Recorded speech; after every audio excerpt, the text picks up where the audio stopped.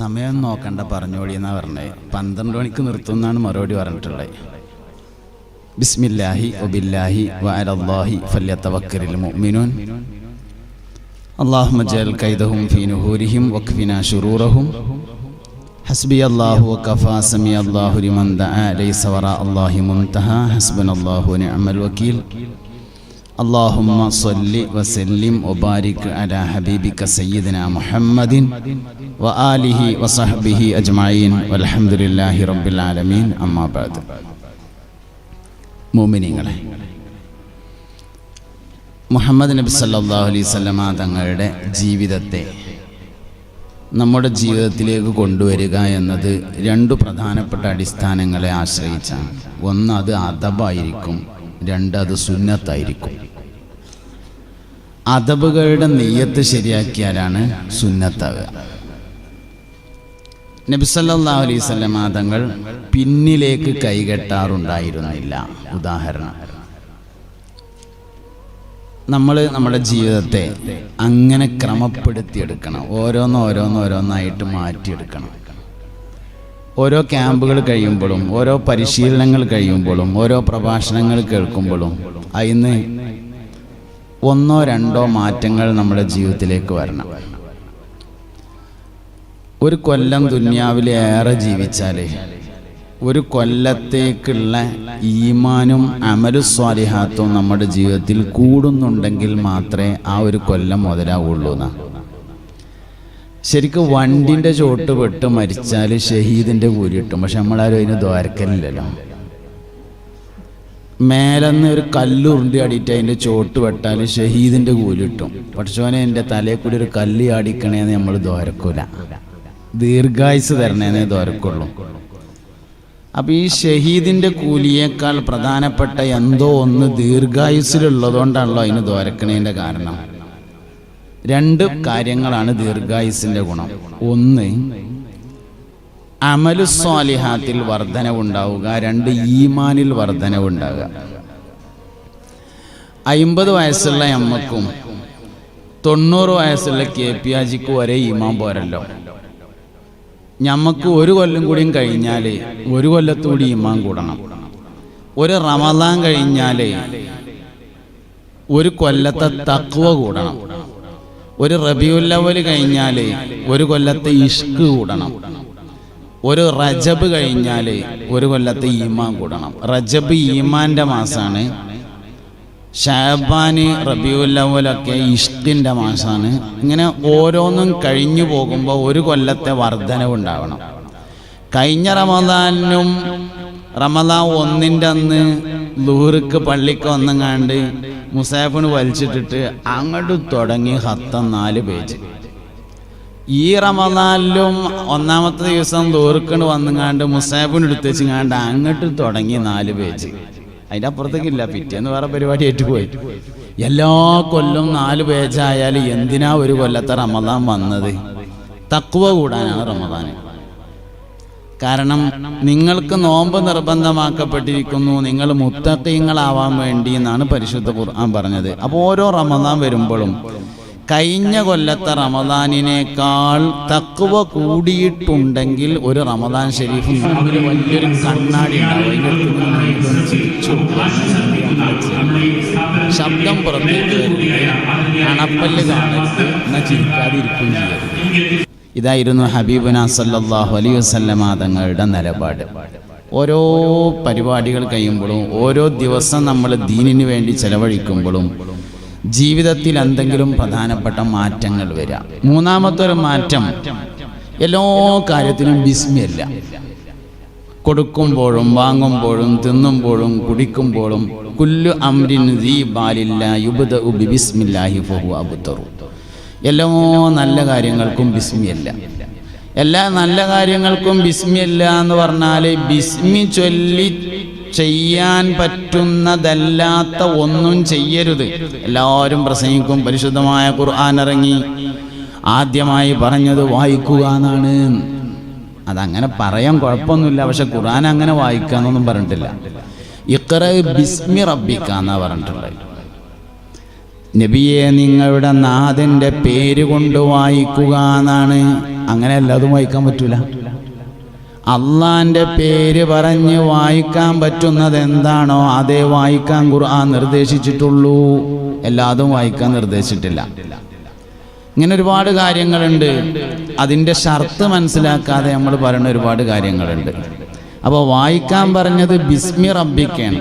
ഫഅമ്മാ ബിനിഅമത്തി റബ്ബിക ഫഹദ്ദിസ് എന്ന് ഖുർആൻ പറഞ്ഞിട്ടുണ്ട്. അതിൻ്റെ അർത്ഥം ഞാൻ അങ്ങനെയായിരുന്നു ഇങ്ങനെയായിരുന്നു, എനിക്ക് വലിയ ആന ഉണ്ടായിരുന്നു, എൻ്റെ വാല്യപ്പാക്ക് തോട്ടിണ്ടായിരുന്നു എന്ന് പറയാനല്ല. ഫഅമ്മാ ബിനിഅമത്തി ഫഹദ്ദിസ് അല്ല, വഅമ്മാ ബിനിഅമത്തി റബ്ബിക ഫഹദ്ദിസ് ആണ്. അവിടെ റബ്ബാണ് ഹൈലൈറ്റ് ചെയ്യുന്നത്. നിഅമത്ത് പറയാന്നല്ല. നമ്മൾ കുറേ വലിയ വർത്താനൊക്കെ പറഞ്ഞു. എൻ്റെ പേരക്കുട്ടി ഇന്ന് അബുദാബിയിലാണ്, ഓനവിടുന്ന് കായ് അയക്കലുണ്ട്, എനിക്ക് ചായത്തോട്ടുണ്ട് എന്നൊക്കെ പറഞ്ഞു കഴിഞ്ഞിട്ട് പറയും, അവസാനം പറയും ഖുർആൻ പറഞ്ഞത് അമ്മാ ബി നിഅമത്തി റബ്ബിക ഫഹദ്ദിസ് എന്നല്ലേന്ന്. ഖുർആൻ അത് പറഞ്ഞു എന്നുള്ളത് ശരിയാണ്, പക്ഷെ ഇപ്പം പറഞ്ഞത് അതല്ല. അമ്മാ ബി നിഅമത്തി റബ്ബിക ഫഹദ്ദിസ് ആവുമ്പോൾ എൻ്റെ റബ്ബ് എന്നതിലുണ്ടാവണം. അമ്മാ ബിൻ നിഅമത്തി ഫഹദ്ദിസ് എന്ന് ഖുർആൻ പറഞ്ഞിട്ടില്ല. അമ്മാ ബി നിഅമത്തി റബ്ബിക ഫഹദ്ദിസ് ആണ് പറഞ്ഞത്. അവിടെ റബ്ബാണ് ഹൈലൈറ്റ് ചെയ്യപ്പെടുന്നത്. അപ്പൊ എല്ലാ നല്ല കാര്യങ്ങളും ബിസ്മി ചൊല്ല. 21 ദിവസം ഒരാൾ ഒരു കാര്യം ശ്രദ്ധിച്ച് ചെയ്താൽ 22ാമത്തെ ദിവസം മുതൽ അത് അവൻ്റെ ജീവിതത്തിൽ അറിയാതെ തന്നെ വന്നുകൊള്ളുമെന്നാണ്. കുട്ടികൾക്ക് ഒരു വിഷയം പരിശീലിപ്പിക്കാൻ 7 ദിവസമാണ് വേണ്ടത്. മുതിർന്നവർക്ക് ഒരു വിഷയം പരിശീലിപ്പിക്കാൻ 21 ദിവസമാണ് വേണ്ടത്. കുട്ടികളെ 7 ദിവസം ഒരേ കാര്യം ഒരുപോലെ ചെയ്യിച്ചാൽ, വിടാതെ ചെയ്യിച്ചാൽ 8ാം ദിവസം മുതൽ ഓരോ ഓട്ടോമാറ്റിക്കായിട്ട് അങ്ങനെ ചെയ്യും. പക്ഷെ മുതിർന്നവർ 3-7 വേണം, 3 പ്രാവശ്യം ആവർത്തിച്ച് ചെയ്യണം. അപ്പോൾ 21 ദിവസം തുടർച്ചയായിട്ട് ഒരാൾ സുബഹിൻ്റെ മുമ്പ് എഴുന്നേറ്റാൽ പിന്നെ ഓന് അറിയാതെ അലാറൊന്നും വെക്കാതെ തന്നെ സുബഹിൻ്റെ മുമ്പ് ഉണരും. അങ്ങനെയാണ്. അവർ ശീലമാകാൻ എടുക്കുന്ന സമയം അത് നമ്മൾ പരിശീലിച്ച് മനഃപൂർവ്വം എല്ലാ കാര്യങ്ങൾക്കും ബിസ്മി. ഉസ്താദിനെ വിളിക്കുകയാണ് ഫോണിൽ, ബിസ്മില്ലാഹിർ റഹ്മാൻ, എന്ത് മൊബൈൽ ഓൺ ചെയ്യാണ്, ബിസ്മില്ലാഹിർ റഹ്മാനിർ റഹീം. എല്ലാ കാര്യങ്ങൾക്കും നന്മയുടെ എല്ലാ കാര്യങ്ങളും ബിസ്മി കൊണ്ട് തുടങ്ങുന്ന ശീലം. അങ്ങനെ ഒരു ക്യാമ്പ് കഴിയുമ്പോൾ നമ്മുടെ ജീവിതത്തിൽ ഒരു 3 അദബുകൾ, അത് സുന്നത്താവുന്നത് നിയ്യത്ത് വെക്കുമ്പോഴാണ്. അദബായി തന്നെ തുടരും. മുസ്തഫായ നബി സല്ലല്ലാഹു അലൈഹി വസല്ലമ തങ്ങളുടെ ചര്യയാണെന്ന് നിയ്യത്ത് ചെയ്താൽ സുന്നത്താവും. അല്ലെങ്കിൽ അദബ് മാത്രമേ ആവുള്ളൂ. അദബ് മാത്രമായാൽ കാര്യമില്ല എന്നല്ല, സുന്നത്തും കൂടി ആയാൽ ഇരട്ടി കാര്യമാണുള്ളത്. അതുകൊണ്ട് എല്ലാ അദബുകളും ചെയ്യണം. അത് നിയ്യത്ത് ശരിയാക്കിയിട്ട് സുന്നത്താക്കി മാറ്റിയെടുക്കുകയും ചെയ്യണം. നമ്മളിവിടെ ഇന്ന് വന്നിട്ടുള്ളത് മഹല്ലിനെ പ്രതിനിധീകരിച്ചുകൊണ്ടാണ് അധികവും. മുഅ്മിനീങ്ങളെ, അലി റളിയല്ലാഹു അൻഹു പറഞ്ഞ ഒരു വാക്ക് ആദ്യം ഞാൻ ശ്രദ്ധയിൽപ്പെടുത്താം. ജാബിർ റളിയല്ലാഹു അൻഹുവിൽ നിന്ന് റിപ്പോർട്ട് ചെയ്യുന്ന ഒരു വചനാണ്. സയ്യിദുനാ അലി ഇബ്നു അബീ ത്വാലിബ് റളിയല്ലാഹു അൻഹു പറഞ്ഞു, ഖിവാമുദ്ദുന്യാ ബി അർബഅത്തി അഷ്യാ, നിലനിൽപ്പിന്റെ ആധാരങ്ങൾ 4 എണ്ണമാകുന്നു. 1 ഇൽമുൽ ഉലമാഇ, വിവരമുള്ളവരുടെ വിവരം. 2ാമത്തേത് അദ്ലുൽ ഉമറാഇ, കാര്യങ്ങൾ കൈകാര്യം ചെയ്യുന്നവരുടെ നീതിബോധം.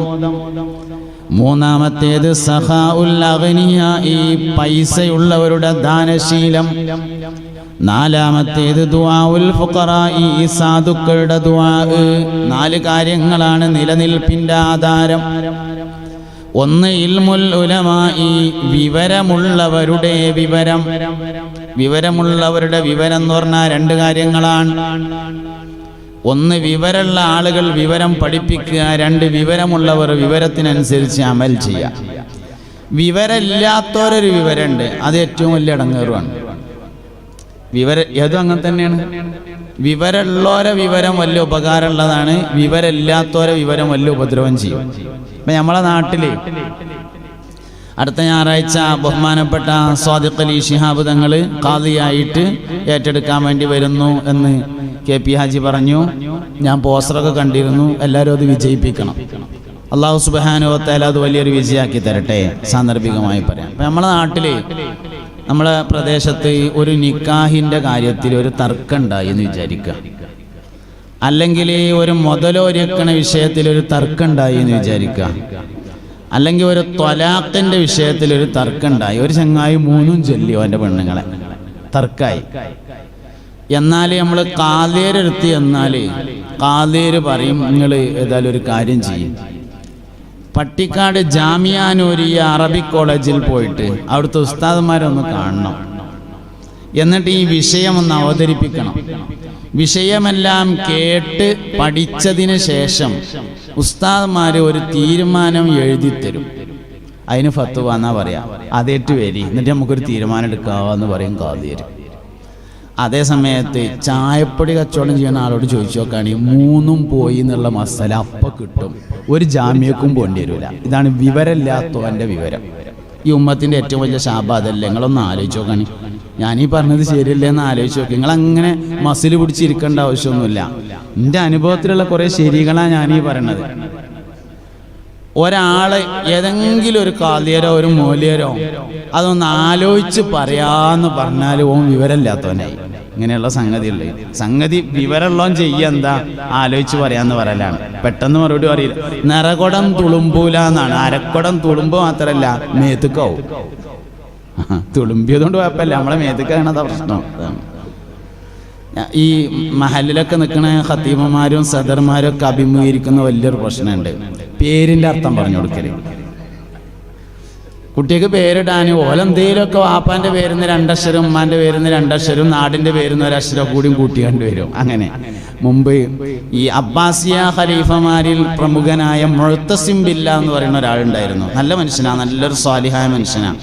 മൂപ്പരൊരിക്കലും ഇങ്ങനെ കാട്ടിലൂടെ യാത്ര ചെയ്യുന്ന സമയത്ത് ഒരു പ്രദേശത്തെത്തി. അപ്പോൾ അവിടെ ഒരു പഴയ ഒരു ക്രിസ്ത്യൻ പള്ളി കണ്ടു, ഒരു കനീസ, ഒരു പള്ളി കണ്ടു. നിസ്കാരത്തിൻ്റെ സമയമായപ്പോൾ അദ്ദേഹം വദു ചെയ്ത് അതിൽ കയറി നിസ്കരിച്ചു. അപ്പോൾ ഒരു വയസ്സായ ആളെ കണ്ടു. അപ്പോൾ മൂപ്പരോട് ചോദിച്ചു, അത്ര നിങ്ങളെ പേരെന്താന്ന് ചോദിച്ചു. അയാൾ പറഞ്ഞു, എൻ്റെ പേര് ബാഗ് എന്നാണ് പറഞ്ഞു. അപ്പോൾ ഈ മുഅ്തസിം ബില്ലാ അയാളോട് ചോദിച്ചു, ഈ നാടിൻ്റെ പേരെന്താന്ന് ചോദിച്ചു. നാടിൻ്റെ പേര് ദാദ് എന്നാണ് പറഞ്ഞു. അങ്ങനെ മൂപ്പര് അവിടെ ഒരു പട്ടണം ഉണ്ടാക്കിയിട്ട് ആ പട്ടണത്തിന് ബഗ്ദാദ് എന്ന് പേരിട്ടു എന്നാണ്. ഇങ്ങനെയൊക്കെയാണ് നമ്മൾ കുട്ടിയൊക്കെ പേരിടല്. ബാപ്പാൻ്റെ പേരിന്ന് 2 അക്ഷരം, ഉമ്മാൻ്റെ 1 അക്ഷരം, നാടിന്ന് 1, രാഷ്ട്രത്തിൽ നിന്ന് 1, ഇതൊക്കെ കൂടിയും കൂട്ടിങ്ങാണ്ടുള്ള പേര്. എന്നിട്ട് 29 അക്ഷരമുണ്ട് അറബിയിൽ. അത് എങ്ങനെങ്കിലും കൂട്ടി യോജിപ്പിച്ചിങ്ങാണ്ട് വന്നാൽ അള്ളാന്റെ ദുനിയാവിൽ ഡിക്ഷണറി മുഴുവൻ തിരഞ്ഞാലോ അതിലർത്ഥം കാണൂല, അതുണ്ടാവില്ല. അങ്ങനെ എല്ലാ ഭാഷയിലും ഉണ്ടാ പ്രശ്നം. കുറെ മലയാള അക്ഷരം കൂട്ടി യോജിപ്പിച്ചു. പോത്താമ്പി എന്ന് പറഞ്ഞാൽ അർത്ഥം എന്താന്ന് ചോദിച്ചാൽ ഏത് ഡിക്ഷണറിയിലെ പോയി കാണാം. എന്നാ പോ എന്നുള്ളത് മലയാളത്തിലുള്ള അക്ഷരമല്ലേ, ആണ്. താ എന്നുള്ളത് മലയാളത്തിലല്ലേ, ആണ്. ബി എന്നുള്ളത് മലയാളത്തിലല്ലേ, അതുമാണ്. എന്നാ പോത്താമ്പിന്റെ അർത്ഥം എന്താ? അങ്ങനെ ഒരു സാധനം അള്ളാന്റെ ദുനിയാവിലില്ല. അതിനർത്ഥം കിട്ടൂല, ഒരു ഭാഷയിലും കിട്ടൂല. ഇങ്ങനെയുണ്ട് കുറെ പേര്. നെറ്റിൽ ചിലപ്പം കാണും. അതൊക്കെ എന്ന് പറഞ്ഞാൽ ഓരോരുത്തരും ഇങ്ങനെ ഉണ്ടാക്കി വിടുന്നതാണ്. ഓരങ്ങനെ ആലോചിച്ചങ്ങാണ്ട് ഒരർത്ഥം ഉണ്ടാക്കി വിടുക. പിന്നെ പലതും ഉറുദു ആണ്, പലതും പേർഷ്യൻ ഭാഷകളാണ്, പലതും ഇംഗ്ലീഷാണ്. അറബിയിൽ തന്നെ പേരിടണം നിർബന്ധമൊന്നുമില്ല. പക്ഷെ പള്ളിക്കല മൂലയായിരിക്കും മദ്രസയിലെ സദറുസ്താദിനും അറബി ഡിക്ഷണറിയിൽ ഉണ്ടെങ്കിലേ പറഞ്ഞുതരാൻ കഴിയുള്ളൂ. ഇംഗ്ലീഷിൽ നിങ്ങൾ ഇട്ടോളി, അതിന് ബുദ്ധിമുട്ടൊന്നുമില്ല. മലയാളത്തിൽ ഇടാൻ പാടില്ല എന്നില്ല, ഇംഗ്ലീഷിൽ ഇടാൻ പാടില്ല. നല്ലത് അറബിയാണ്, അതാണ് നമ്മളെ പാരമ്പര്യം. അത്രയേ ഉള്ളൂ. അപ്പം അങ്ങനെയൊക്കെ മനുഷ്യന്മാരെ ഏറ്റവും ഇടങ്ങേറാണ് പള്ളിക്കത്തെ ഉസ്താദന്മാർ. എന്നാൽ അതിൻ്റെ അർത്ഥം പറഞ്ഞു കൊടുത്തില്ലെങ്കിലോ? മറ്റു ഭാഷകളെ അപേക്ഷിച്ച് അക്ഷരം കൂടുതലുള്ള ഭാഷയാണ് അറബി. 29 അക്ഷരം ഉണ്ട് എന്ന് ഹദീസ് തന്നെ വന്നിട്ടുണ്ട്. ലാമലിഫാണ് 29ാമത്തെ അക്ഷരം. അത് കൂട്ടിയിട്ട് 29, കൂട്ടിയില്ലെങ്കിൽ 28 ഉണ്ട്. അപ്പോൾ ഒരുപാട് അക്ഷരങ്ങളുണ്ട്. അതിങ്ങനെ കൂട്ടി യോജിപ്പിച്ചിങ്ങാണ്ട് എന്തെങ്കിലുമൊക്കെ ഉണ്ടാക്കിയാണ്ട് വന്നാണ്ട് അർത്ഥം എന്താണെന്ന് ചോദിച്ചപ്പോൾ എന്താ പറയുക? മൗലന്മാർ ഏറ്റവും ഷീപ്പാകുന്ന ഒരു പരിപാടി അതാണ്. ഇങ്ങനെയൊക്കെയുള്ള ഓരോ പരിപാടികളാണ് ആൾക്കാർക്കുള്ളത്. അപ്പം എന്തായാലും ഒന്നാമത്തത് വിവരമുള്ളവൻ്റെ വിവരം. വിവരമില്ലാത്തവൻ്റെ വിവരത്തിനൊരു നിലവാരമില്ല. അലി റളിയല്ലാഹു അൻഹുവിനോട് തന്നെ ഒരിക്കൽ ആളുകൾ ചോദിച്ചു, ആലിമീങ്ങളും മുതലാളിമാരും തമ്മിലുള്ള വ്യത്യാസം എന്താണ് എന്ന് ചോദിച്ചു. ഇൽമുള്ളവനും സമ്പത്തുള്ളവനും തമ്മിലുള്ള വ്യത്യാസം എന്താന്ന് ചോദിച്ചു.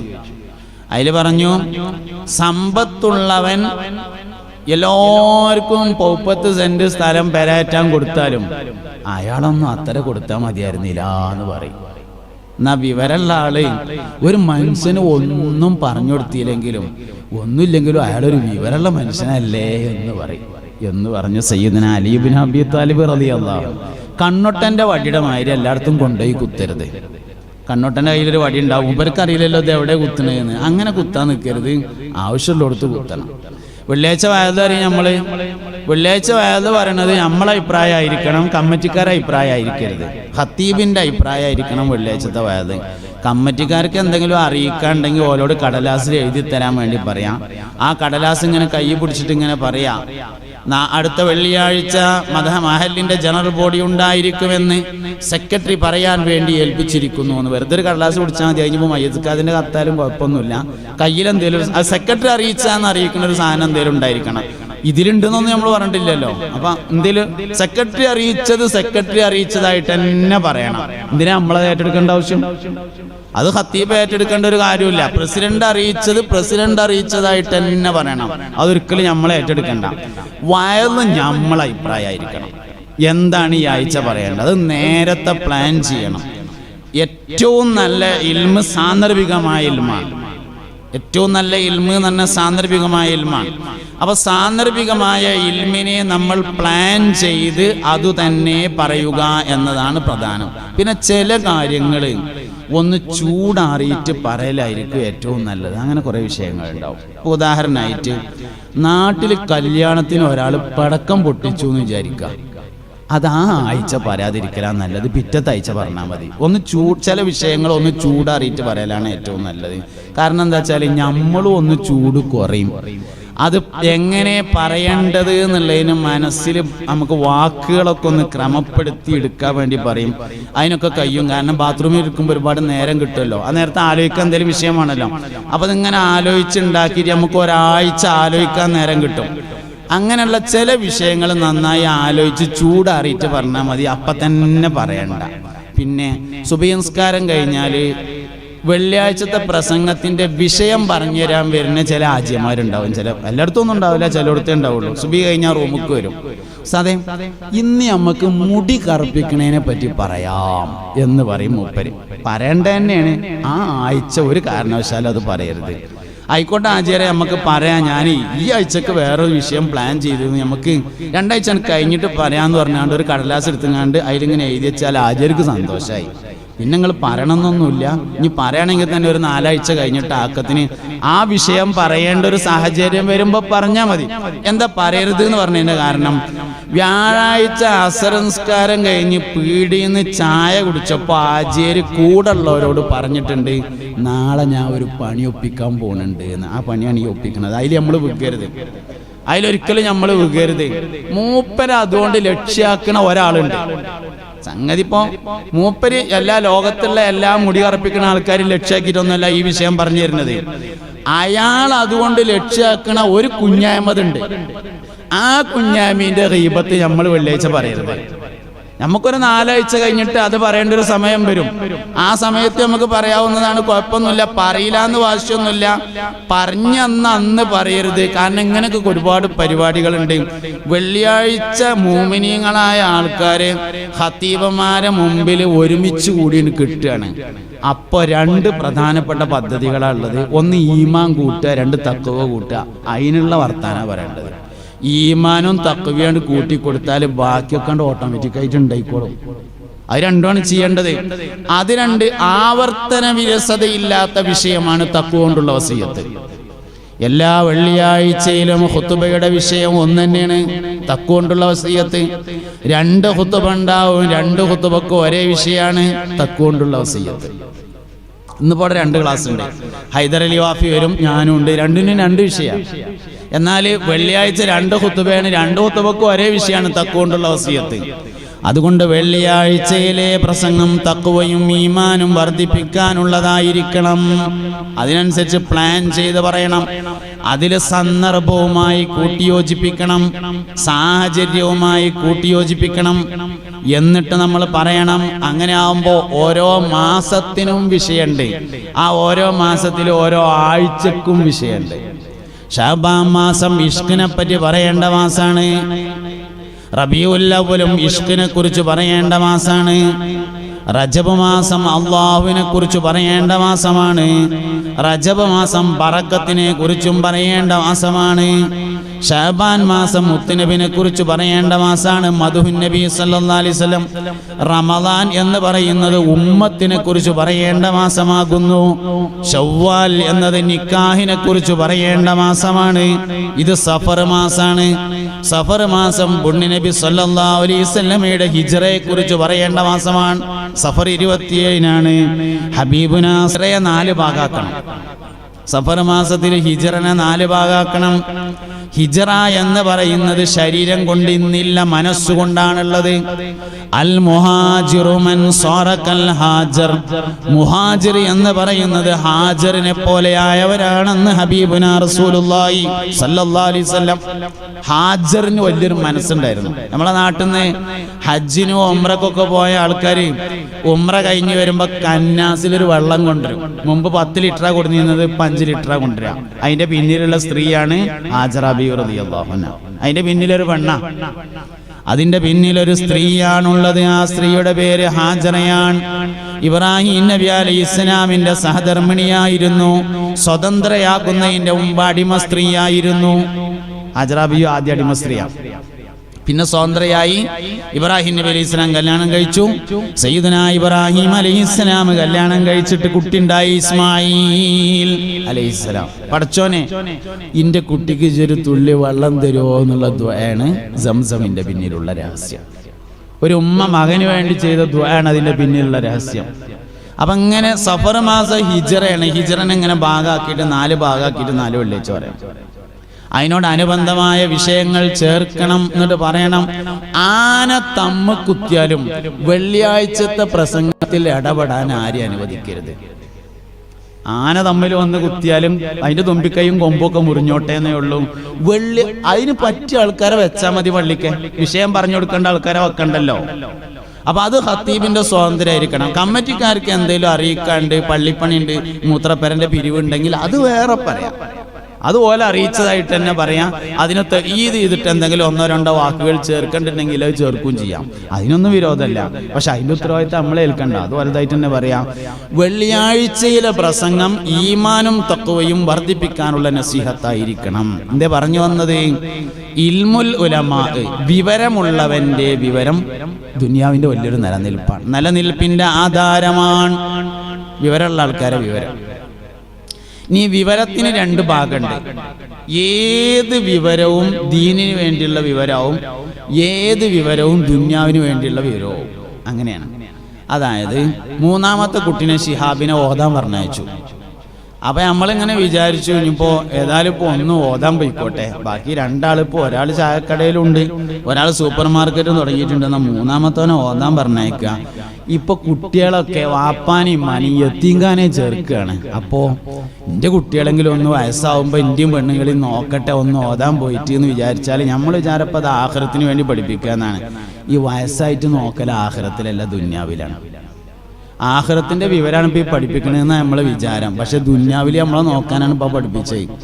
ഏത് ആഖിറത്തിന്റെ കാര്യവും ദുന്യാവിൻ്റെതാക്കി മാറ്റാം. ഏത് ദുന്യാവിന്റെ കാര്യവും ആഖിറത്തേക്ക് അങ്ങോട്ടും ആക്കാം. നിയ്യത്താണ് പ്രശ്നം. ഏത് ആഖിറത്തിന്റെ കാര്യവും ദുന്യാവുക്ക് ഇങ്ങോട്ടാവും. സയ്യിദുൽ ഉലമയുടെ ഒരു പ്രസംഗത്തിൽ ഞാൻ പല സ്ഥലത്തും അത് പറഞ്ഞിട്ടുണ്ട്. സയ്യിദുൽ ഉലമ, അള്ളാഹു ദീർഘായുസ്സ് കൊടുക്കട്ടെ, സയ്യിദുൽ ഉലമന്റെ ഒരു പ്രസംഗത്തിൽ പറയുന്നുണ്ട്, പിന്നെ ഒരു സ്ഥലത്ത് ചെന്നപ്പോൾ ഒരു ചെറിയ കുട്ടിനെ കൊടുന്നിട്ട്, തങ്ങളപ്പ ഇവനെ ഹാഫിളാവാൻ വേണ്ടി നിങ്ങളൊന്ന് ദ്വാരക്കണം എന്ന് പറഞ്ഞു. എന്തിനാണ് അവനെ ഹാഫിളാക്കണമെന്ന് ചോദിച്ചാൽ പറഞ്ഞു, ഇവന്റെ മൂത്ത കാരണവര് ഷാർജയിലാണ്. അവിടുന്ന് എപ്പോൾ വിളിക്കുമ്പോഴും പറയലുണ്ട്, ചെറിയോനെ ഹാഫിളാക്കണം, ഹാഫിളിങ്ങൾക്ക് ഇവിടെ ഭയങ്കര ചാൻസ് ആണ്. ഇതാണ് ആഖിറത്തിന്റെ കാര്യം ദുന്യാവിനാക്കുക എന്ന് പറഞ്ഞാല്. ഇനി ദുന്യാവിന്റെ കാര്യം ആഖിറത്തിനാക്കാൻ പറ്റും.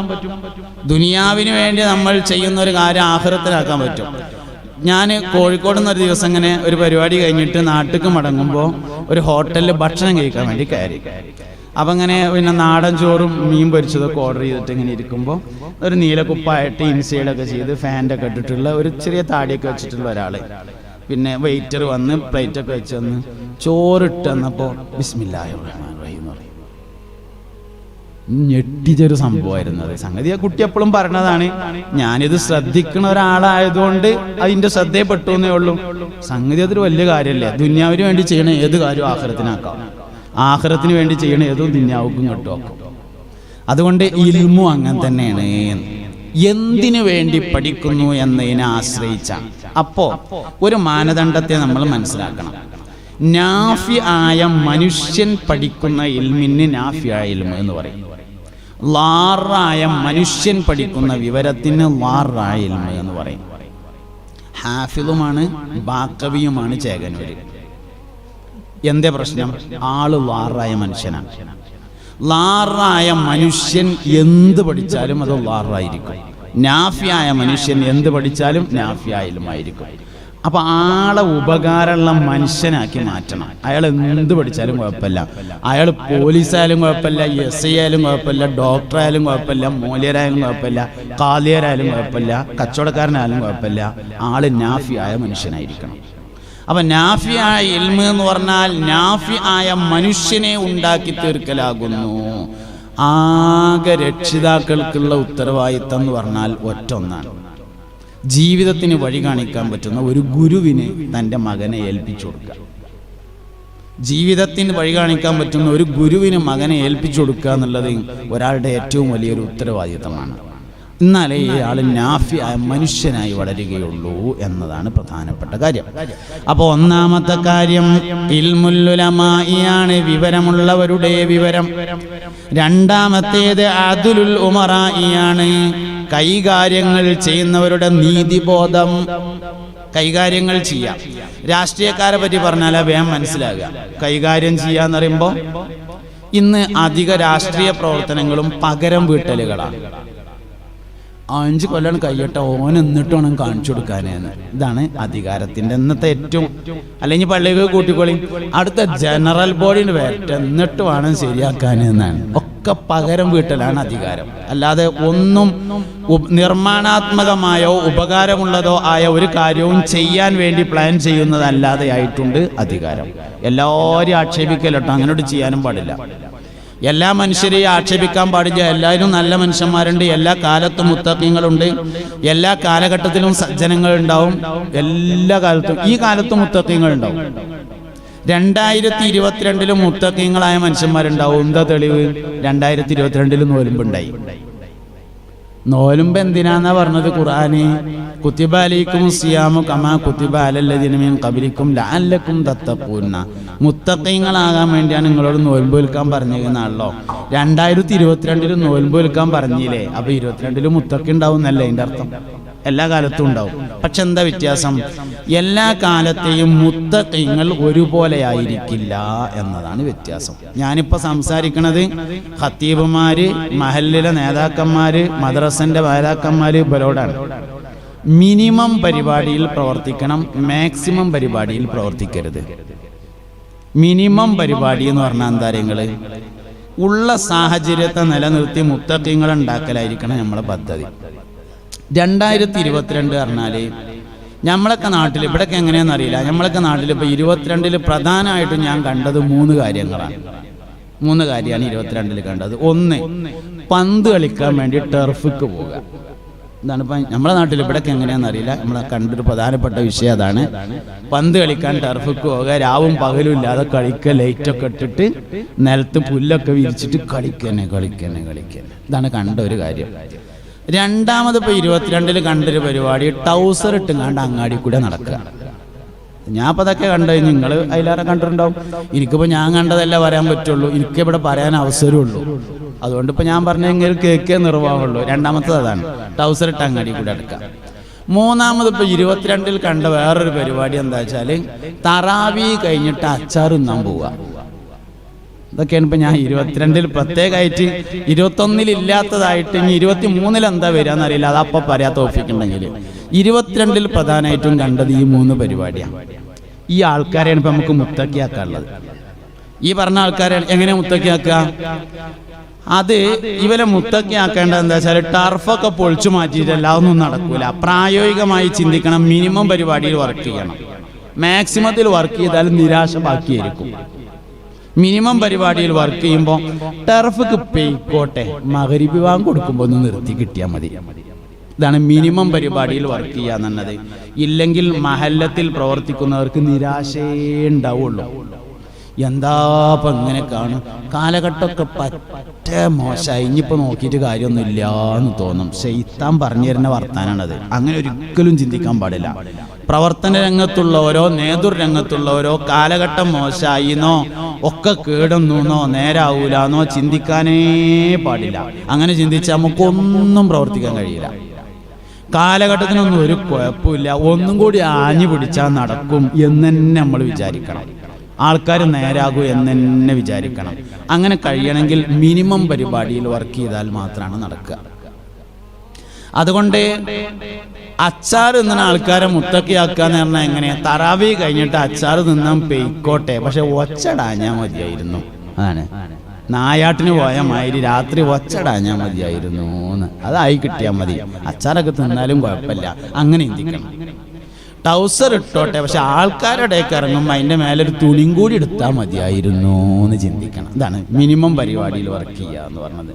ഇങ്ങനെയാണ് മനുഷ്യന്മാരെ മുത്തഖീങ്ങളായി മാറ്റിയെടുക്കാൻ വേണ്ടി പരിശ്രമിക്കേണ്ടത്. പിന്നെ എപ്പോഴും മുന്നിൽ നടക്കുന്നവർ മാതൃക കാണിച്ചാലാണ് പിന്നിൽ വരുന്നവർ അതിനനുസരിച്ച് വരിക.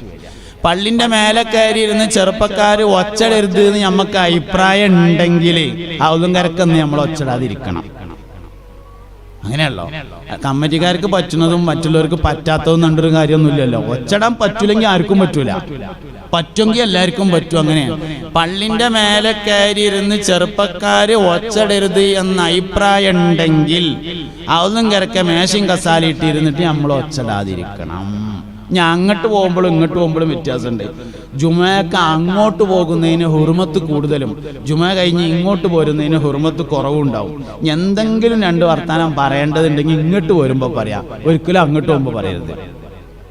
അങ്ങനെയാണ് ചെയ്യേണ്ട. ചിലപ്പം ചില അനിവാര്യതകൾ ഉണ്ടാവും. ആ അനിവാര്യതകൾക്ക് അതിനനുസരിച്ച് സമയം തിരഞ്ഞെടുക്കണം, അല്ലാതെ എപ്പോഴും വിളിച്ചറിയാന്നുള്ളതല്ല. അപ്പൊ ജുമയ്ക്ക് പോകുമ്പോൾ അതിന് ഹുർമത്ത് കൂടുതലാണ്. ജുമ ഇരിഞ്ഞു പോകുമ്പോൾ ഹുർമത്ത് ഇല്ല എന്നല്ല പറയുന്നത്, താരതമ്യേന രണ്ടാം സ്റ്റെപ്പാണ്. അതുകൊണ്ട് എന്തെങ്കിലും അത്യാവശ്യമായിട്ട് പറയേണ്ടതുണ്ടെങ്കിൽ ജുമ ഇരിഞ്ഞതിന്റെ ശേഷം പറയാം, ജുമേന്റെ മുമ്പ് പറയരുത്, ഉണ്ടാതിരിക്കുക, ജുമയ്ക്ക് ചെല്ലുക, നേരത്തെ ചെല്ലുക, ഉഷാറായിട്ട് ഇരിക്കുക, അങ്ങനെയൊക്കെയാണ് വേണ്ടത്.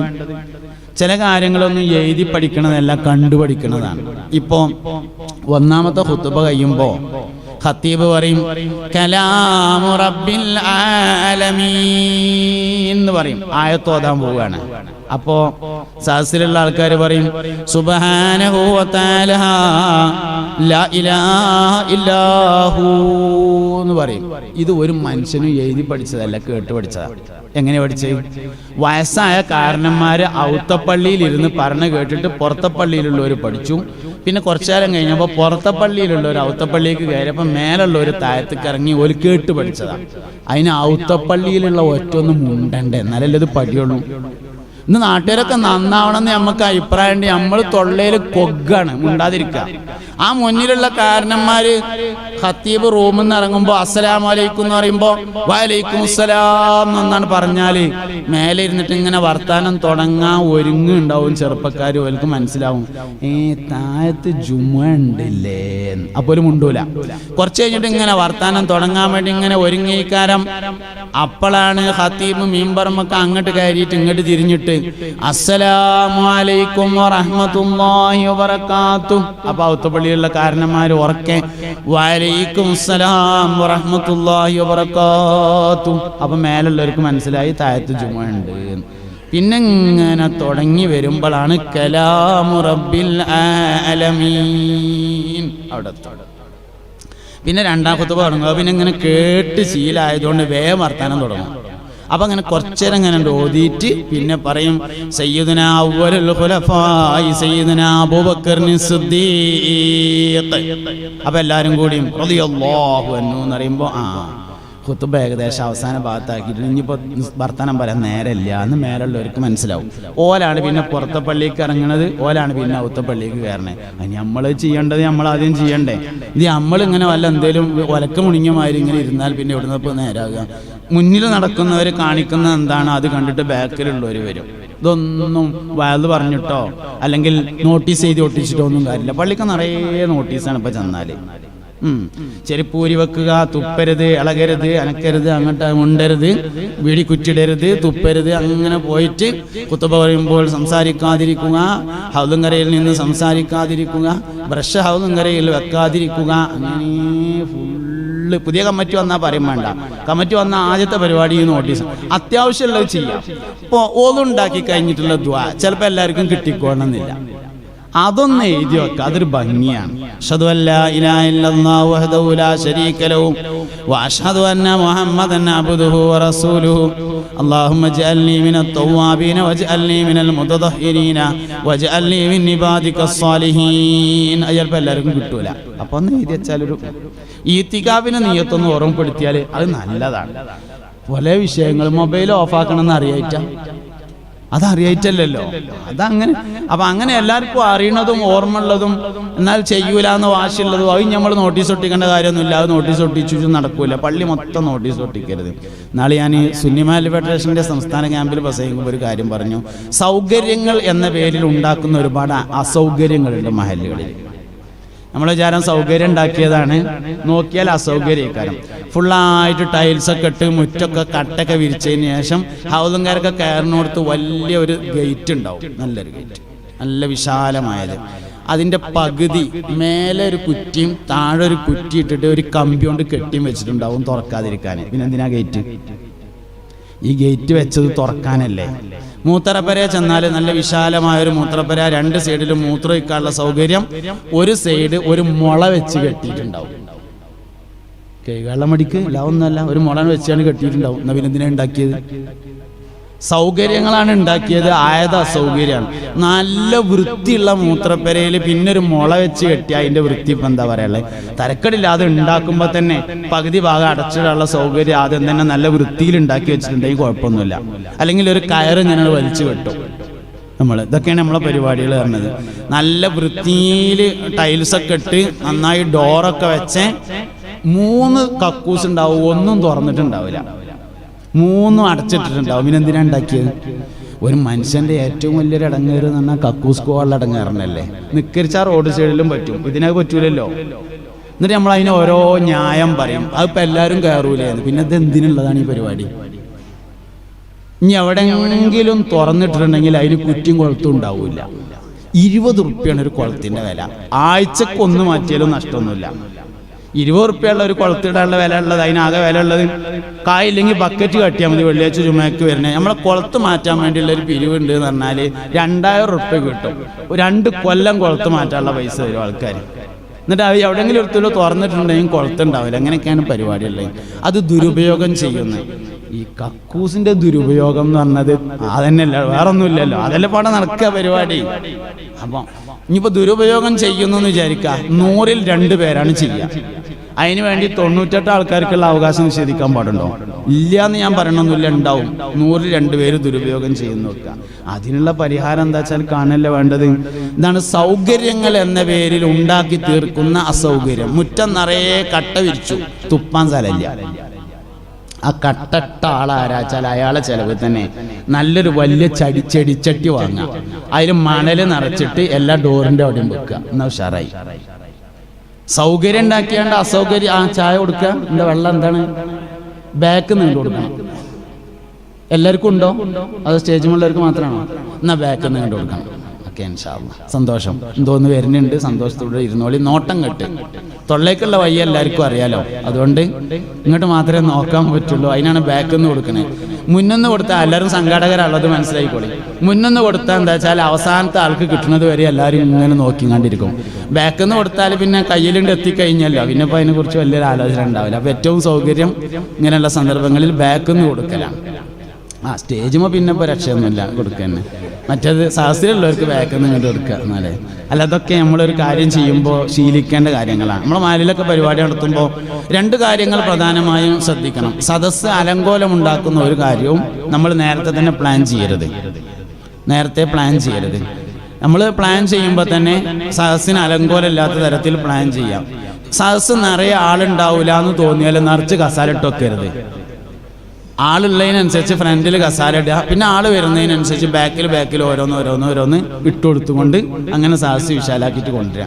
എന്നെങ്കിലും ആൾ വരുമെന്ന് കരുതിയിട്ട് നമ്മൾ നിറച്ച് കസാല ഇട്ടിട്ട് അതിൽ 4 മൂലക്ക 4 ആൾക്കാർ ഇരുന്നാലൊരു ഐബാണ്. അതേ സമയത്ത് നമ്മൾ മുന്നിൽ കുറച്ചിട്ട് അതിലൊരു കർട്ടനൊക്കെ കെട്ടി ഉഷാറാക്കി വെച്ച് ആൾ വരുന്നതിനനുസരിച്ച് വിശാലമാക്കി കൊടുത്താൽ സംഗതി എപ്പോഴും നല്ലതായിരിക്കും.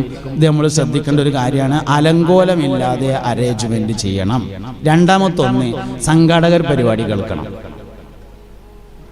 ഈ റമദാൻ മാസമൊക്കെ ആയാൽ തസ്കിയത്ത് ക്യാമ്പാണ്, ഉസ്താദ് തന്നെ വരണം എന്ന് പറഞ്ഞിട്ട് വിളിച്ചുകൊണ്ടോ. എന്നിട്ട് നമ്മളീ നോൽപ്പൊക്കെ നോച്ചിങ്ങാണ്ട് ചെന്ന് ളുഹുറിന്റെ ശേഷം തുടങ്ങി അല്ലെങ്കിൽ അസറിന്റെ ശേഷം തുടങ്ങി നമ്മളിങ്ങനെ തസ്കിയത്ത് ആൾക്കാരെ നന്നാക്കി വയ്ക്കാരം. സംഘാടകർ മൊത്തം ബത്തൊക്കെ കട്ട് ചെയ്യുക നോൽമ്പറക്കല്ലേ. നമ്മളൊരു പരിപാടി നടത്തുന്നത് ആദ്യം നമ്മക്ക് കേൾക്കാൻ വേണ്ടിയിട്ടായിരിക്കണം. അങ്ങനെയല്ലോ അധ്വാനത്തിന്റെ ഫലം ഏറ്റവും കൂടുതൽ അവനാ അനുഭവിക്കണ്ടേ. ഒരു പരിപാടി നാട്ടിലൊരു വയത് നടത്തുന്നത് എന്തിനാ? ആരാണോ പ്രധാന സംഘാടകൻ ആദ്യം അയാൾക്ക് കേൾക്കാനായിരിക്കണം. അവനാ നന്നായിട്ടല്ല നാട്ടുകാർ നന്നായി, നമ്മൾ നന്നായ നാട്ടുകാർ ഓട്ടോമാറ്റിക്കായിട്ട് നന്നാവും. ഇപ്പൊ തന്നെ ഈ ഇരിക്കണയിൽ എന്ത് ചോദിച്ചാൽ കുറെ ആൾക്കാർ റെക്കോർഡ് ചെയ്യും. അതെന്തിനാ? വേറുള്ളവരെ നന്നാക്കാൻ, അവനാ നന്നാവൊന്നും വേണ്ടെന്ന്. ഇവിടെ വന്നിരുന്ന് കേൾക്കാത്തോൻ റെക്കോർഡ് ചെയ്ത് കൊണ്ടുപോയാൽ പിന്നെ കേൾക്കുമോ? ഉണ്ടാവില്ല. യാതൊരു കാരണവശാലും അത് സംഭവിക്കാൻ പോണില്ല. അവസാനം മെമ്മറി കാർഡ് എന്ന് അറിയുമ്പോൾ ഡിലീറ്റ് ചെയ്യും, അല്ലാതെ ഒന്നും സംഭവിക്കുന്നില്ല. അതേ സമയത്ത് അത് കീശയിലിട്ടുകാണ്ട് ഇത് കേട്ടിരിക്കുകയാണെങ്കിൽ അത് വലിയൊരു റാഹത്തായിരിക്കും. പൊതുവെ ഇപ്പം ഇവിടെ റെക്കോർഡിങ് കാണാനില്ല. സാധാരണ ഇങ്ങനെ പരിപാടിക്ക് എന്നാലും ഇങ്ങനെയൊന്നുമല്ല ഉണ്ടായാലും ഇങ്ങനെ എല്ലാവരും ഇരിക്കുക. ലൈവ് ഉണ്ട്, അതുകൊണ്ട് ഇക്കാരല്ലേ. എന്തായാലും ആയിക്കോട്ടെ, സന്തോഷം. ലൈവ് അതിന് ഒരാളെ ഏൽപ്പിക്കുകയാണെങ്കിൽ ഈ കല്യാണത്തിനൊക്കെ ചെന്നാലും നിക്കാഹിനൊക്കെ ചെന്നാലേ നിക്കാഹിന് വന്ന ആരും ഉണ്ടാവില്ല, ഒക്കെ ഫോട്ടോഗ്രാഫർ ആയിക്കാരം. നിക്കാഹിന് എന്നാൽ പ്രത്യേകിച്ചും കാണുന്നത് നിക്കാഹിന്റെ സദസ്സിൽ എല്ലാവരും ഫോട്ടോഗ്രാഫർമാരെ ഇക്കാരം. നിക്കാഹിന് സാക്ഷിയാകാൻ വന്ന ആരും ഉണ്ടാവില്ല. ആ പുതിയാപ്പിളി ഉണ്ടാവും, ചിലപ്പോൾ ഓൻ്റെ ഏതെങ്കിലും ഒരു അടുത്ത കൂട്ടുകാരനും ഉണ്ടാവും, ബാക്കിയൊക്കെ ഫോട്ടോഗ്രാഫർ ഇങ്ങനെ വന്നിട്ടുണ്ട്. അതിങ്ങനെ ക്യാമറയും പിടിച്ചിങ്ങാണ്ട് നിൽക്കുക. അതിനൊരാളെ ഏൽപ്പിക്കണം, അയാളത് ചെയ്യണം, എല്ലാവർക്കും കൊടുക്കണം. ഇതൊക്കെ ചിലപ്പോൾ ഒരു കാലഘട്ടത്തിന്റെ അനിവാര്യതയായി നമുക്ക് മനസ്സിലാക്കാൻ വേണ്ടി പറ്റും. പക്ഷെ എല്ലാവരും കൂടി ആ കാര്യം ചെയ്യേണ്ട എന്താ വിഷയം? ക്യാമറ ഉള്ളവരും അല്ലെങ്കിൽ മൊബൈലുള്ളവരൊക്കെ ഫോട്ടോ എടുക്കാൻ തുടങ്ങിയാൽ ആരത്തപ്പം മൊബൈലില്ലാത്തത്, ആരത്തെ ക്യാമറ ഇല്ലാത്തത്, ആരത്തുള്ള ക്യാമറ വലുതല്ലാത്തത്. ഞാൻ ഇപ്പോൾ ഒരു ചെറിയ മൊബൈൽ ഇവിടെ കണ്ടത് ആജിയുടെ പോക്കറ്റിൽ മാത്രമാണ്. അത് ദേശം ചെറുപ്പമുള്ളതാണ്. ബാക്കിയൊക്കെ എല്ലായിടത്തും ഈ ചങ്ങായിക്ക് ഇതൊക്കെ നോക്കലാ പണിയെന്ന് ആലോചിക്കണ്ട. അതൊക്കെയാണ് ഈ വയലു വരണ സംഭവം. ഇതൊക്കെ നോക്കിയാൽ അത് പറയാൻ കഴിയുള്ളൂ. ഇതൊക്കെ എന്നാ കാണുമ്പോൾ ഒന്നും പറയില്ല, പിന്നെ ഈ പ്രസംഗിക്കുമ്പോൾ അതൊക്കെ പറച്ചില്ലേ. അതിനെ നമ്മൾ ഈ പ്രവർത്തനങ്ങളിൽ നിന്ന് നമ്മൾ ഈ നടക്കണേന്നും തന്നെയാണ് ഈ പ്രസംഗത്തിന്റെ മാറ്റർ ഉണ്ടാക്കുന്നത്. അല്ലാതെ ഇങ്ങനെ ആകാശത്ത് ഇറങ്ങി വരണമെന്നല്ല. ജീവിതത്തെ തൊട്ടുകൊണ്ട് സംസാരിക്കണം. ഇവിടെ വന്നതിൽ ഒരു ചെറിയ മൊബൈൽ ഞാൻ കണ്ടത് ആചാര്യടുത്ത് മാത്രമാണ്. ബാക്കിയൊക്കെ ആരത്തപ്പതില്ലാത്തത് എന്ന് പറഞ്ഞതാണ്. അപ്പൊ അതുകൊണ്ട് ഇൽമ് രണ്ടാണ് എന്ന് പറഞ്ഞത് ഇങ്ങനെ പോകുന്നതാണ്. ആൾക്കനുസരിച്ചാണ് മാറുക. എല്ലാ കാര്യങ്ങളും അങ്ങനെയാണ്, ആൾക്കനുസരിച്ചാണ് മാറുന്നത്. രണ്ടാമത്തത് പറഞ്ഞതാണ് അദ്ലുൽ ഉമറായി, കാര്യങ്ങൾ കൈകാര്യം ചെയ്യുന്നവരുടെ നീതിബോധം. അത് വളരെ പ്രധാനമാണ്. ഒരു മഹലിൽ നമ്മൾ പ്രധാനമായിട്ടും 4 മാറ്റങ്ങൾ ഉണ്ടാക്കണം. എല്ലാ മഹലിലും 4 മാറ്റം ഉണ്ടാക്കണം. ഒന്നാമത്തെ മാറ്റം, എല്ലാ മഹല്ലത്തിലും ഒരു സാംസ്കാരിക പ്രവർത്തനം നടക്കണം. സാംസ്കാരിക പ്രവർത്തനം എന്ന് പറഞ്ഞാൽ ആളുകളെ സംസ്കരിച്ചെടുക്കാനുള്ള പ്രവർത്തനം. അത് പല നിലക്കും ആകാം. ഒന്നുകിൽ ഒരു സാംസ്കാരിക വേദി ഉണ്ടാക്കാം, അല്ലെങ്കിൽ ഒരു ഖുർആൻ ക്ലാസ് ആരംഭിക്കാം. ഇങ്ങനെ ഏതെങ്കിലും തരത്തിൽ സാംസ്കാരിക പ്രവർത്തനം ഒരു മഹല്ലിൽ നടക്കണം. സാംസ്കാരിക വേദി ഉണ്ടാക്കാൻ പറ്റും, ഖുർആൻ ക്ലാസ് ആക്കാൻ പറ്റും, മജ്ലിസ് നൂറിന്റെ സദസ്സ് അങ്ങനെ ആക്കി മാറ്റാൻ പറ്റും. ജീവൻ ഉള്ള തഖ്വ കൊണ്ട് ഉപദേശിക്കുന്ന ഒരു സദസ്സ് ആഴ്ചയിലൊരിക്കലോ മാസത്തിലൊരിക്കലോ സീസണബിൾ ആയിട്ടോ മഹല്ലിൽ നടക്കുന്നതിനെയാണ് സാംസ്കാരിക പ്രവർത്തനം എന്ന് പറയുന്നത്. ഒരു ഖുർആൻ ക്ലാസ്, ജീവനുള്ള ഖുർആൻ ക്ലാസ്. ഖുർആൻ ക്ലാസ് 2 ഉണ്ട്, ജീവനുള്ളതും ഉണ്ട്, ജീവനില്ലാത്തതും ഉണ്ട്. ജീവനുണ്ടെങ്കിൽ എന്ത് വേണം? ജീവൻ ഉണ്ടാവണമെങ്കിൽ എന്തെങ്കിലും ഒന്ന് ചെല്ലി ദോരക്കും വേണം, നൊട്ടുണക്കാൻ എന്തെങ്കിലും ഒന്ന് കൊടുക്കും വേണം. അപ്പോഴേ ജീവൻ ഉണ്ടാവുള്ളൂ. നമ്മളിപ്പോ ഭംഗി വർത്താനൊന്നും പറഞ്ഞിട്ട് കാര്യമില്ലല്ലോ. സംഗതി ഇപ്പോൾ മഹലിൽ നിലനിൽക്കാനുള്ള ഈ വരണേ. നൊട്ടുണക്കാൻ നെയ്യപ്പോൾ എന്തെങ്കിലും ഒന്ന് കൊടുക്കണം. ബിരിയാണി ആയ വളരെ ഉഷാറായി. അങ്ങനെ എന്തെങ്കിലും ഒന്ന് കൊടുക്കണം. പിന്നെന്ത് വേണം? ഒന്ന് നന്നായിട്ട് മലയാളത്തിലോ തമിഴിലോ ദ്വാരക്കണ ഒരു സദസ്സ്, അതിൻ്റെ ഒപ്പം ഒരു നസീഹത്ത്. ഒരു നസീഹത്ത്, ഒരു ദുആ, ഒന്ന് തൊള്ളയിലിടാൻ എന്തെങ്കിലും ഒരു കടലമുട്ടായെങ്കിലും. ഇത് അന്നലെ ജീവൻ നിലനിൽക്കുള്ളൂ. അല്ലെങ്കിൽ സദസ്സൊക്കെ അങ്ങനെ നടക്കും. മജ്‌ലിസുന്നൂർ നമ്മളുടെ 10 കൊല്ലമായിട്ട് നടക്കുന്നുണ്ട്. എത്ര ആളുണ്ടാവും? ഒരു 30 ആളൊക്കെ ഉണ്ടാവും. അതാ ജീവൻ ഉണ്ടാവില്ല, സാധനം മരിച്ചാനായിട്ടുണ്ടാവും. അപ്പൊ അതെന്ത് വേണം? പിന്നെ പ്ലാൻ ചെയ്യുമ്പോൾ ആദ്യം തന്നെ എങ്ങനെയാണോ മഹല്ലിൽ നടക്കുക അങ്ങനെ പ്ലാൻ ചെയ്താൽ മതി. അതാണ് ആഴ്ചയിലൊരിക്കൽ, മാസത്തിലൊരിക്കൽ, അല്ലെങ്കിൽ സീസണബിൾ എന്ന് പറയാൻ കാരണം. എല്ലായിടത്തും ആഴ്ചയിലൊരിക്കൽ നടന്നോണമെന്നില്ല. ക്ലാസ് എടുക്കാൻ പറ്റിയ ആള് മഹല്ലിൽ തന്നെ ഉണ്ടെങ്കിൽ ചിലപ്പോൾ ആഴ്ചക്ക് നടക്കും. ക്ലാസ് എടുക്കുന്ന ആളെ പുറത്തുനിന്ന് കൊണ്ടുവരികയാണെങ്കിൽ മാസത്തിലൊന്നൊക്കെ നടക്കുള്ളൂ. ഇനി അത് രണ്ടും നടക്കൂല എന്ന് വിചാരിക്കുക. എന്നാൽ സീസണബിൾ എന്ന് പറഞ്ഞാൽ റജബ് മാസം വരുമ്പോൾ റജബിന്റെ ഫളായിൽ പറയുന്ന ഒരു ക്ലാസ് നടക്കുക. ഷാബാൻ ആവുമ്പോൾ ഷാബാൻ 15ന്റെ ഫളായിൽ പറയുന്ന ഒരു ക്ലാസ് നടക്കും. റബീഉൽ അവ്വൽ ആവുമ്പോൾ മുസ്തഫായ നബി സല്ലല്ലാഹു അലൈഹി വസല്ലമയുടെ മദ്ഹ് പറയുന്ന ഒരു പരിപാടി. റബീഉൽ ആഖിർ ആവുമ്പോൾ ഗൗസുൽ ആദം ശംസുൽ ഉലമാ റഹിമഹുല്ലാഹ് തുടങ്ങിയവരെ അനുസ്മരിക്കുന്ന ഒരു പരിപാടി. ഇങ്ങനെ സീസണായിട്ട് ഓരോ പ്രത്യേകമായ റമദാൻ വരുമ്പോൾ അതിന്റെ മുന്നോടിയായി റമദാന്റെ മുന്നൊരുക്കം എന്ന് പറഞ്ഞിട്ടൊരു പരിപാടി. ഒരു ഏകദേശം അവസാനത്തെ 10 കടന്നാൽ ബിസിനസ്സുകാരെയും കച്ചവടക്കാരെയും ഒക്കെ വിളിച്ചു കൂട്ടിയിട്ട് സക്കാത്തിന്റെ പ്രായോഗിക രീതി എന്ന് പറയുന്ന ഒരു ക്ലാസ്. അങ്ങനെ ഓരോന്നും സീസണബിൾ ആയിട്ടുള്ള പരിപാടികളാണ് നടക്കുക. വെച്ചാൽ അത് നടക്കണം. 1 ചെല്ലി തോരക്കണം, 2 നൊട്ടിണക്കാൻ എന്തേലും കൊടുക്കണം. അങ്ങനെ ജീവൻ നിലനിൽക്കുന്ന ഒരു ഖുർആൻ ക്ലാസ് എല്ലായിടത്തും ഉണ്ടാകുക. അതിലേക്ക് ആളുകളെ ആകർഷിക്കുക. അതിന്റെ പ്രധാനപ്പെട്ട ലക്ഷ്യം തഖ്വ കൊണ്ടുള്ള വസിയത്തായിരിക്കുക. ആളുകളെ ആക്ഷേപിക്കാതെ സംസാരിക്കുക. നന്നാവുലടങ്ങളൊന്നും എന്ന് പറയരുത്. അത് നമ്മളെ ഡ്യൂട്ടി അല്ലല്ലോ. നന്നാവും നിങ്ങളൊക്കെ എന്ന് പറയലാണ് ഡ്യൂട്ടി. അതേ നിർവഹിക്കാവും. നന്നാവൂലാന്ന് തോന്നിയാൽ പോലും പറയാൻ പാടില്ല. ഡ്യൂട്ടി അല്ല, അത് പറയാൻ പാടില്ല. നന്നാക്കണതൊന്നും ഇതൊക്കെ ഒരു തീരുമാനം എന്താ വെച്ചാൽ ഇതൊരു വലിയ പരീക്ഷയാണല്ലോ. ഈ പരീക്ഷന്റെ കാക്കൊല്ല പരീക്ഷന്റെ മാർക്ക് പ്രശ്നം ചെല്ലോ. അല്ല, നിങ്ങൾ റേഞ്ചിലുണ്ടാവും എന്ന് ഞാൻ വിചാരിക്കുകയാണ്. റേഞ്ച് മുഅല്ലിമീനല്ല, ജമിയത്തുൽ മുഅല്ലിമീനിലല്ല, ക്ലാസിന്റെ റേഞ്ചിലുണ്ടല്ലോ എന്നാണ് ഞാൻ ചോദിക്കുന്നത്. പഠിച്ചോനെ റബ്ബേ, നിങ്ങൾക്ക് റേഞ്ച് കിട്ടുന്നുണ്ടല്ലോ. 4 കട്ടുണ്ടല്ലോ. 4 കട്ടയിൽ ഇങ്ങനെ ഇരിക്കുന്ന നെയ്യപ്പം അറിയാതെ ഇങ്ങനെ ഇറങ്ങിക്കോട്ടെ. ഇങ്ങോട്ട് ശ്രദ്ധിച്ചിരിക്കുന്നാലേ ഇപ്പോൾ ഇത് പറയാൻ പറ്റുള്ളൂ. അങ്ങോട്ട് ശ്രദ്ധിച്ചിരിക്കുക. അതായത് ഞാൻ പറഞ്ഞുകൊണ്ടിരിക്കുന്ന കാര്യം എന്താ വെച്ചാൽ തഖ്വ കൊണ്ടുള്ള വസിയ്യത്തും ആളുകളെ മുത്തഖീങ്ങളാക്കിയെടുക്കലും നമ്മുടെ പ്രധാനപ്പെട്ട ഒരു ദൗത്യമാണ്. ആ ദൗത്യത്തെ നിർവഹിക്കുന്ന തരത്തിലാണ് നമ്മൾ പ്രവർത്തിക്കേണ്ടത്. ഉത്തരവാദിത്വം നിർവഹിക്കുക എന്നുള്ളിടത്ത് നമ്മൾ നിൽക്കണം. അപ്പൊ രണ്ടാമത്തെ കാര്യം അദ്ലുൽ ഉമറാഇയാണ്. കാര്യങ്ങൾ കൈകാര്യം ചെയ്യുന്നവരുടെ നീതിബോധം എന്ന് പറഞ്ഞതാണ്. ഒരു മഹല്ലിൽ 4 കാര്യം വേണം. 1 ജീവനുള്ള ഖുർആൻ ക്ലാസ്. ഖുർആൻ ക്ലാസ് എന്നത് ഖുർആൻ ക്ലാസ് എടുക്കുക എന്നുള്ള അർത്ഥത്തിലല്ല, അതൊരു പേരാണ്. ഖുർആന്റെ പേരിൽ ഹദീസും പറയാം, ഫിഖ്ഹും പറയാം, ഒക്കെ പറയാം. ഖുർആൻ ക്ലാസ് എന്ന് അതിനൊരു പേരിട്ടുന്നേ ഉള്ളൂ. എന്തെങ്കിലും ഒന്ന് ചെല്ലി തോരക്കണം, എന്തെങ്കിലും ഒരു ചെറിയ ചീരിനി ഉണ്ടാവണം. അങ്ങനെ ജീവൻ നിലനിൽക്കുന്ന ക്ലാസ്.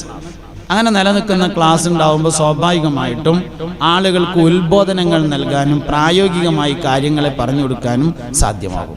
ഇന്ന് രക്ഷിതാക്കളെ കൂടുതൽ ബോധവൽക്കരിക്കേണ്ട ഒരു കാര്യമാണ്, ഒരു കാലഘട്ടമാണ്. ഒരിക്കലും നിരാശ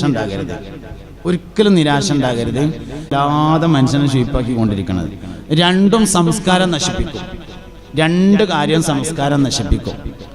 പ്രണയം, പ്രണയവിവാഹം എന്നിവ ഗൗരവം കുറഞ്ഞു വന്നിട്ടുണ്ട്. പ്രണയവും പ്രണയവിവാഹവും ഗൗരവം കുറഞ്ഞു വന്നിട്ടുണ്ട്. പ്രേമിച്ച് കല്യാണം കഴിച്ചവരോട് തൽക്കാലം ഒന്നും ഉണ്ടാൻ പോണ്ട. ഇഞ്ഞാരും അങ്ങനെ കഴിക്കരുത്. അതിനു വേണ്ടി വർക്ക് ചെയ്യണം. ചെയ്തൊരു മനുഷ്യനെ പിന്നെ നമ്മൾ നിരാശപ്പെടുത്തുന്നതോ കുറ്റപ്പെടുത്തുന്നതിലോ അർത്ഥമല്ല. ഏത് കാര്യമാണെങ്കിലും ഒരബദ്ധം ഒരാളടുത്ത് പറ്റിപ്പോയാൽ പിന്നെ സാരമില്ല, നമുക്ക് എന്താ വെച്ചാൽ പരിഹാരം കാണാമെന്ന് പറയലാണ് പിന്നെ നല്ലത്. അതിൻ്റെ മുന്നേ നന്നായിട്ട് ബോധവൽക്കരണം നടത്തണം, നല്ലോണം ഉപദേശം കൊടുക്കണം. സംസ്കാരത്തെ നശിപ്പിക്കും, പഴമക്കാരുടെ രീതിയെ നശിപ്പിക്കും, കെട്ടുറപ്പിനെ നശിപ്പിക്കും. അങ്ങനെ ഒരുപാട് പ്രശ്നങ്ങൾ പ്രണയവിവാഹത്തിലുണ്ട്.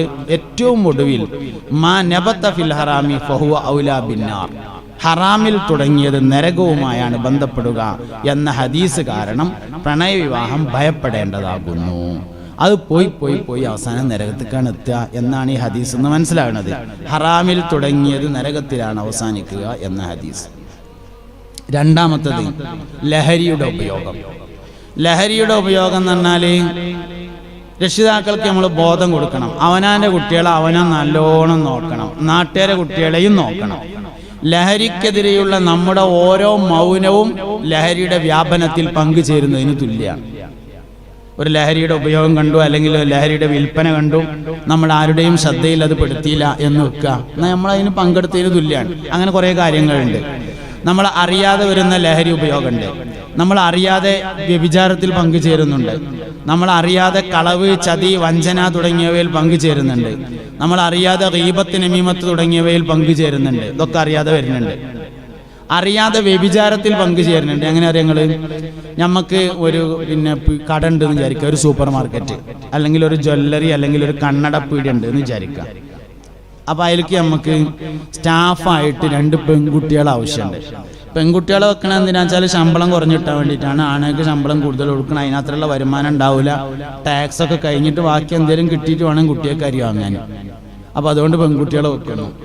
അങ്ങനെ നമ്മളെ കടയ്ക്ക് 2 പെൺകുട്ടിനെ ആവശ്യമുണ്ട്. അപ്പം നമ്മളൊരു A4 ഒരു പരസ്യമൊക്കെ എടുത്ത് വാട്സപ്പിൽ ഒരു പോസ്റ്ററൊക്കെ ഉണ്ടാക്കി ഷെയർ ചെയ്തു. സൂപ്പർ മാർക്കറ്റിലേക്ക് സ്റ്റാഫിനെ ആവശ്യമുണ്ട്, ഉടനെ ബന്ധപ്പെടുക. 4 കുട്ടികൾ ബന്ധപ്പെട്ടു, 4 പെൺകുട്ടികൾ. അങ്ങനെ ഇൻ്റർവ്യൂവിന് വന്നു. 2 വെളുത്തതും 2 കറുത്തതും. ആരൊക്കെ വെളുത്തത് വെക്കും? കടയൊക്കെ 4 ആൾക്കാർ കയറണ്ടേ എന്നാണ്. നമ്മൾ വ്യഭിചരിച്ചിട്ടുണ്ടോ? ഇല്ല, നമ്മൾ വ്യഭിചാരികളൊന്നല്ല. മറ്റുള്ളവരുടെ നേത്ര വ്യഭിചാരത്തെ വിറ്റ് അത് പൈസയാക്കിയിട്ട് കുട്ടികൾ സ്വാലിഹാകാൻ വേണ്ടി മജ്‌ലിസ് നൂറിലേക്ക് 313. എണ്ണൊക്കെ കറക്റ്റാണ്, എണ്ണ വളരെ കറക്റ്റാണ്. 313. സാധനം ഏതാ? സാധനം വേറെയുള്ളവരുടെ കണ്ണിന്റെ വ്യഭിചാരത്തെ വിറ്റ് പൈസയാക്കിയതാണ്, അല്ലാതെ ഒന്നുമല്ല. ഇതാണ് സംഗതി. എന്നാൽ നമ്മൾ വ്യഭിചരിക്കുന്നുണ്ടോ ചോദിച്ചാൽ ഇല്ല എന്ന് നമുക്ക് തോന്നുന്നത്, പക്ഷെ നമ്മൾ വ്യഭിചാരത്തിൽ പങ്കുചേരുന്നു.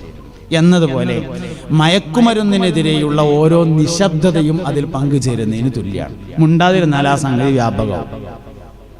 എല്ലാവരും പറയാൻ തുടങ്ങി, ലേശം ഒതുങ്ങിയിട്ടുണ്ടല്ലോ, ആ തുടങ്ങിയ മാതിരി ഇപ്പം ഇല്ലല്ലോ, ഒരു ഒളിമരൊക്കെ എന്തായാലും വന്നില്ലേ. അങ്ങനെ മയക്കുമരുന്നിനെതിരെ നിശബ്ദമാവാൻ പാടില്ല. പറഞ്ഞുകൊണ്ടേ ഇരിക്കണം. കിട്ടുന്നിടത്തൊക്കെ പറയണം, എല്ലായിടത്തും പറയണം, പറഞ്ഞുകൊണ്ടേ ഇരിക്കണം. എവിടെങ്കിലും ശ്രദ്ധയിൽപ്പെട്ടാൽ ആൽക്കഹോളിക്, ആന്റി ആൽക്കഹോളിക് ആർമിയെ വിവരറിയിക്കണം.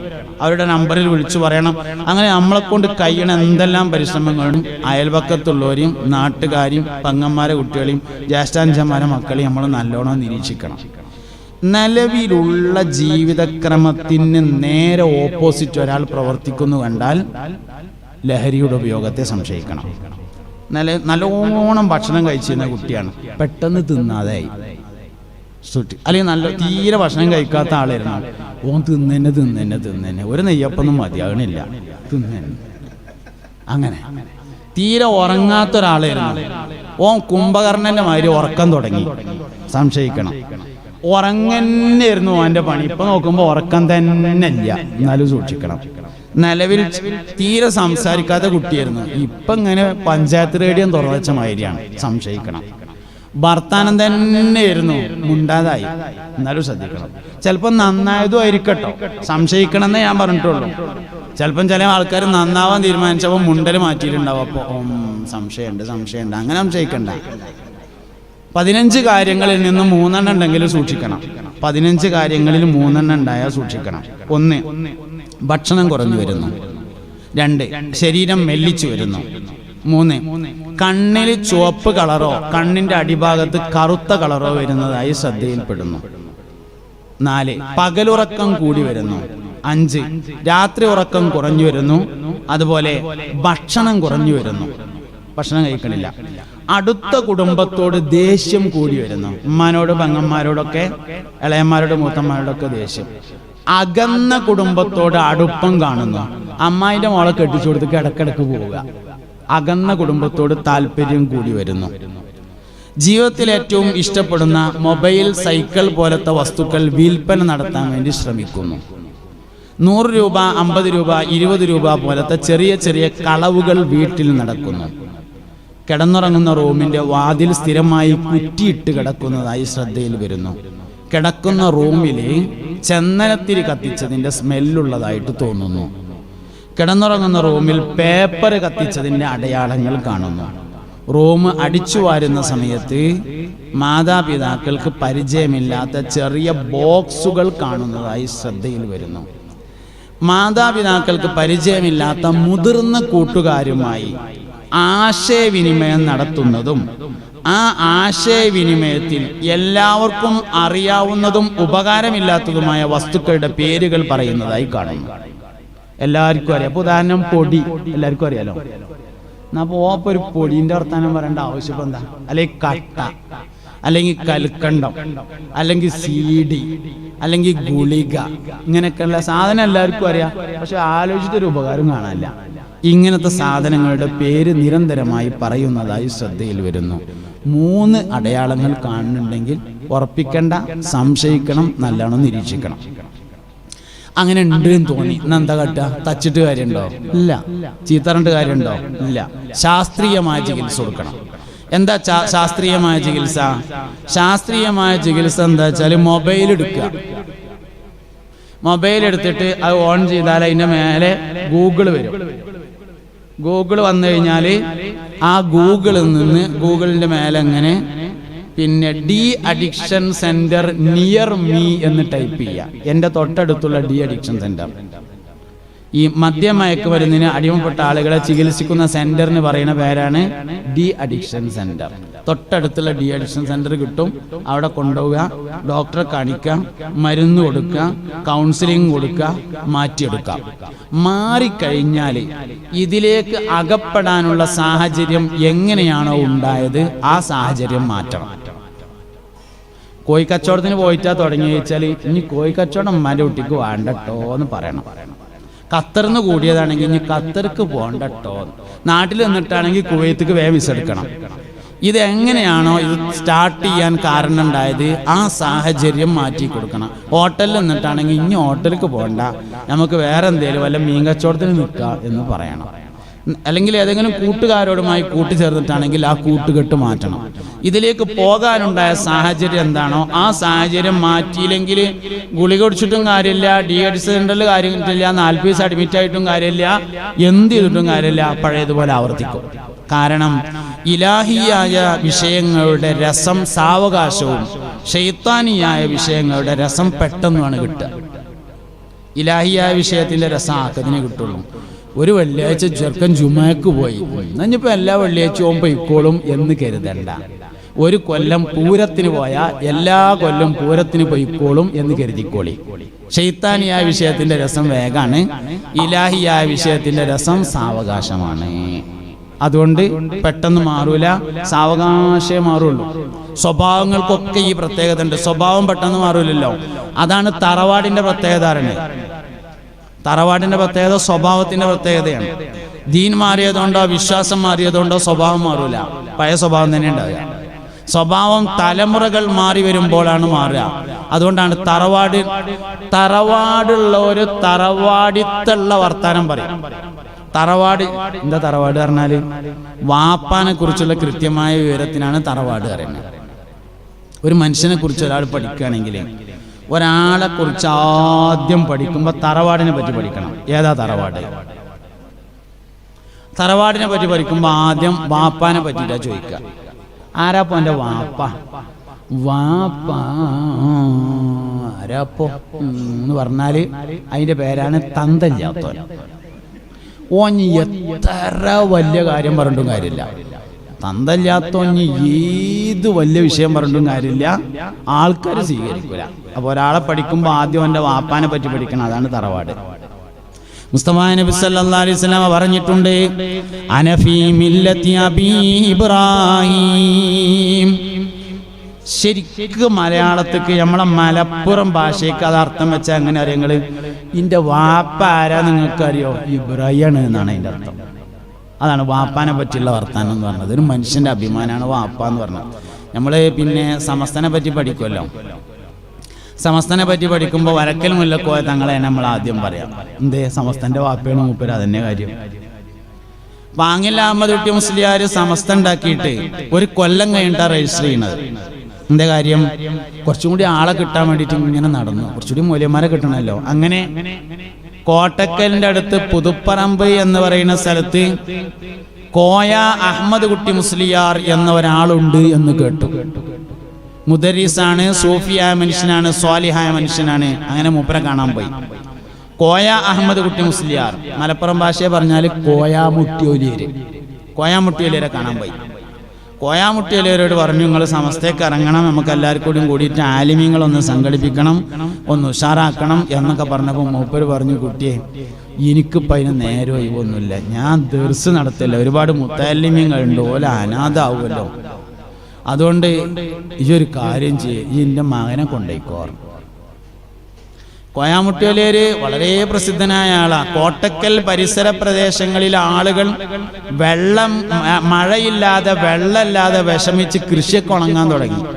അങ്ങനെ വലിയ ബുദ്ധിമുട്ടായി, നാക്കാലികൾക്കൊക്കെ ഇടങ്ങാൻ തുടങ്ങി.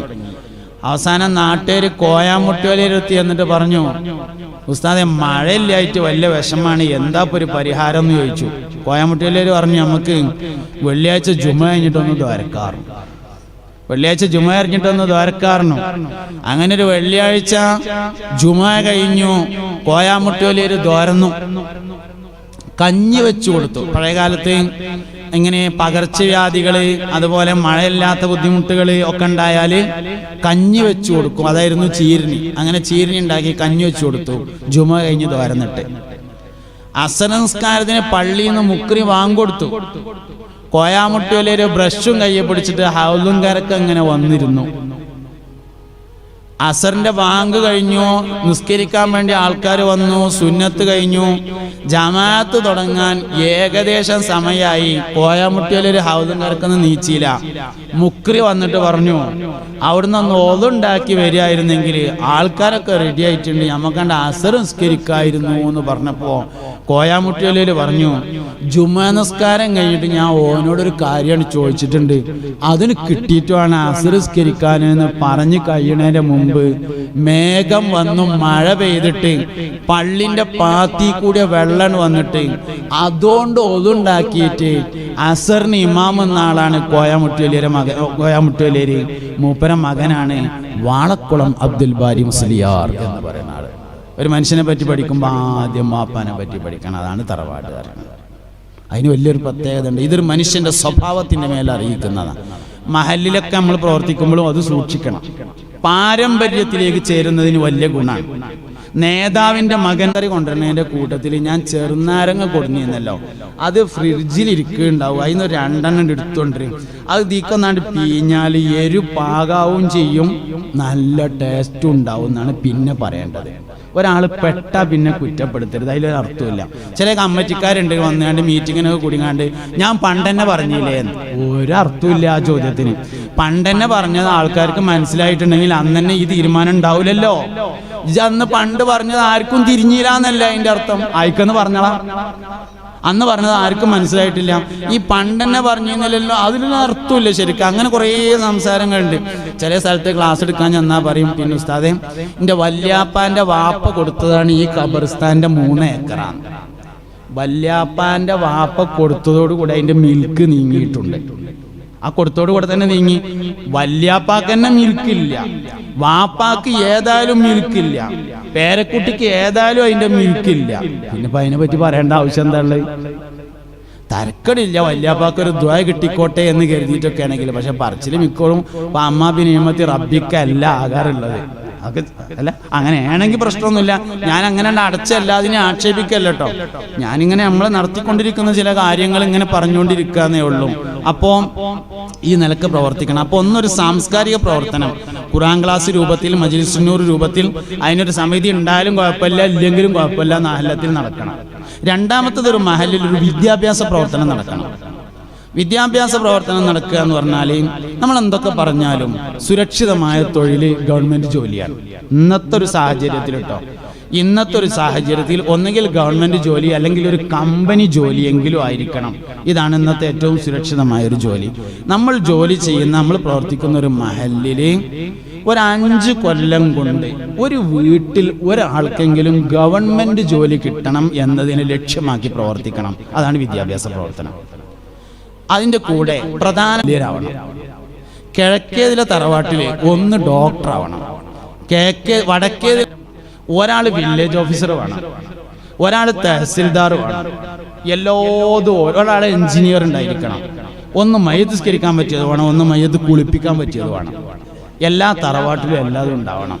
ഇത് വിദ്യാഭ്യാസ പ്രവർത്തനത്തിൻ്റെ ഭാഗമായി നമ്മൾ കൊണ്ടുവരണം. ഏറ്റവും പ്രധാനമായി ടാർഗറ്റ് ചെയ്യേണ്ടത് ഒരു 5 കൊല്ലം അല്ലെങ്കിൽ ഒരു 10 കൊല്ലം കൊണ്ട് എല്ലാ വീട്ടിലും ഒരാൾക്ക് ഗവൺമെൻറ് ജോലി, ഇങ്ങനെ എന്തെങ്കിലും ഒന്ന് ടാർഗറ്റ് ചെയ്ത് അതോടൊപ്പം മതവിദ്യാഭ്യാസം ഉണ്ടാകുന്ന രീതി ആലോചിച്ച് അങ്ങനെ അതിനായിട്ട് വരുന്ന +2 ഒക്കെ കഴിഞ്ഞ അല്ലെങ്കിൽ +2 അധ്യാപകരായ ഡിഗ്രിയൊക്കെ ജോലി ചെയ്യുന്ന സ്കൂൾ അധ്യാപകരായ റിട്ടയർഡായ ഒരുപാട് ആൾക്കാർ നമ്മളെ മഹലിലുണ്ടാവും. അവരൊക്കെ കൂട്ടി യോജിപ്പിക്കണം. റിട്ടയർഡായ ആൾക്കാരൊക്കെ പറ്റും, റിട്ടയർഡായാൽ പറ്റൂല കേട്ടോ. അതായത് റിട്ടയർഡായവർക്കൊരു പ്രശ്നമുണ്ട്. റിട്ടയർഡായൊരു പ്രശ്നം എന്താ വെച്ചാൽ കുട്ടികളെ കണ്ണിൻ്റെ നേരെ കണ്ടുകൂടാ. റിട്ടയർഡായവർക്കുള്ളൊരു പ്രശ്നമാണത്. ഈ ഒരു വല്യാപ്പ പെരയിലുണ്ടെങ്കിൽ പേരക്കുട്ടികൾ വിരുന്ന് തരൂലല്ലോ. ഒരു വയസ്സായ ഒരാൾ പെരയിലുണ്ടെങ്കിൽ പേരക്കുട്ടികൾ വരൂല. വല്യാപ്പ ഉണ്ടെങ്കിൽ ഞാൻ ഇല്ലാരോ. അതെന്താ വെച്ചാൽ വെറുതെ ചൊറിഞ്ഞ് മാന്തി കണ്ടിരിക്കും. സൈക്കിളിന്മേൽ കയറിയാലും പ്രശ്നമാണ്, കയറിയില്ലെങ്കിലും പ്രശ്നമാണ്. സൈക്കിളിന്മേൽ കയറിയാൽ ആ ചെറുക്കം കണ്ടിലെ കയ്യും കാലും മുറിക്കാൻ വേണ്ടി കയറിയിരിക്കണത് എന്നായി. കയറിയില്ലെങ്കിലോ എന്തിനാണ് പൈസ കൊടുത്തുങ്ങാണ്ടായ സൈക്കിൾ വാങ്ങിക്കൊടുന്ന് വെച്ചത് അതിമൊന്ന് കയറിയോ കൂടിയും ചെയ്യണില്ലല്ലോ എന്നായി. അങ്ങനെ വന്നാൽ കണ്ണട കാല് മുറിച്ചു, പത്രത്തിൽ നിന്ന് ഫോട്ടം കീറി ചൊറിഞ്ഞ് മാന്തി അപ്പടി ഇപ്പടി അങ്ങോട്ട് ഇങ്ങോട്ട് ആകെ ഇരപ്പ്. കുട്ടികളല്ലേ, കുറച്ചൊക്കെ അങ്ങനെ ചോരുമ്പോൾ ചിത്രം വരക്കാതിരിക്കുവോ എന്നൊക്കെ ആലോചിച്ചുകൊണ്ട് ഞാനും ചെറുതായി വലുതായ തന്നെയല്ലേ എന്ന് കരുതിയിട്ട് ഒന്ന് സബൂറായി ഇരിക്കണ റിട്ടയർഡായ ആൾക്കാർ. ഇല്ലെങ്കിൽ പള്ളിക്ക് ഒറ്റ മുത്താലിമും നിൽക്കൂല കേട്ടോ. കാരണം ഹൗദെന്ന് വെള്ളം മുക്കിയാലും പ്രശ്നീകാരം, മുക്കിയില്ലെങ്കിലും പ്രശ്നീകാരം. ഹൗദെന്ന് വെള്ളം മുക്കിയാൽ അള്ളാഹിന്റെ പള്ളിക്കത്തെ ഹൗദത്തെ വെള്ളം മുഴുവൻ മുക്കി കളയെന്നായി. എന്നാലും ഇനിയിപ്പോൾ ഒരു കുട്ടി ഇനി പാവ് വേണ്ട എഴുതിയിട്ട് കാലൊക്കാതെ പടച്ചോന്റെ പള്ളിക്കൊക്കെ കാലൊക്കാതെ കയറുകയെന്നായി. എന്തായാലും ഷെയ്പ്പാണ്. അപ്പം അങ്ങനെ പറ്റ റിട്ടയർഡ് ആകാത്ത ആരെങ്കിലുമൊക്കെ ഉണ്ടെങ്കിൽ ഓലെ ഏൽപ്പിക്കാം വിദ്യാഭ്യാസ പ്രവർത്തനം. ഇത് മഹലിൽ നടക്കേണ്ട രണ്ടാമത്തെ ഒരു കാര്യമാണ്.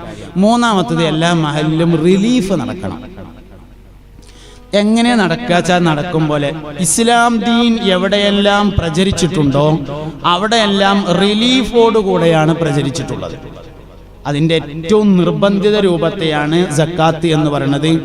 പക്ഷേ സക്കാത്ത് മാത്രമല്ല റിലീഫ്.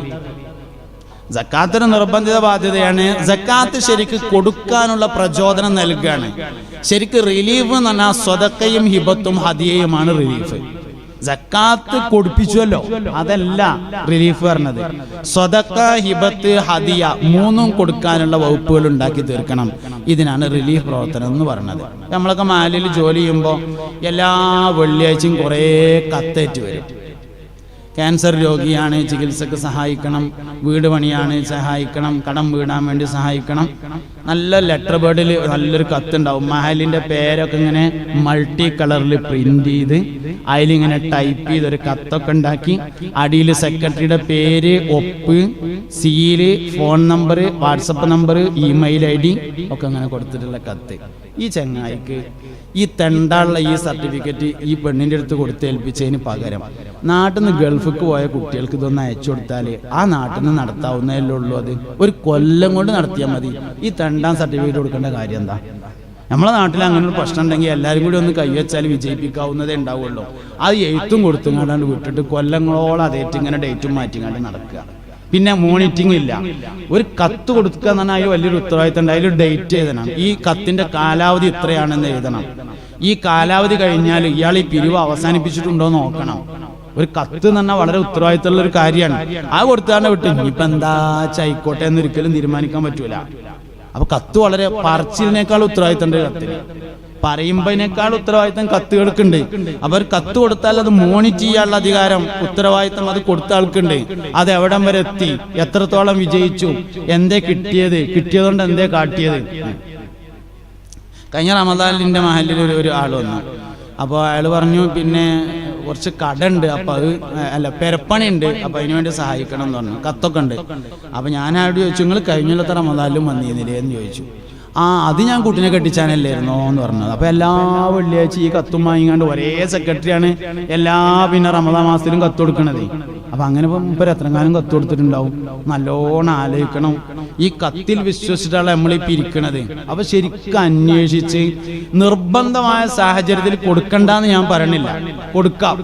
പക്ഷെ അത് അത്രയും ഉറപ്പ് വരുത്തിയിട്ട് ഈ മഹലിലെ സ്ഥിരതാമസക്കാരനായ ആളാണെന്നും ഈ മഹല്ലത്തോണ്ട് ഇത് തീർക്കാൻ കഴിയൂല എന്നും ഉറപ്പുണ്ടെങ്കിൽ കൊടുക്കുകയൊക്കെ ചെയ്യാം.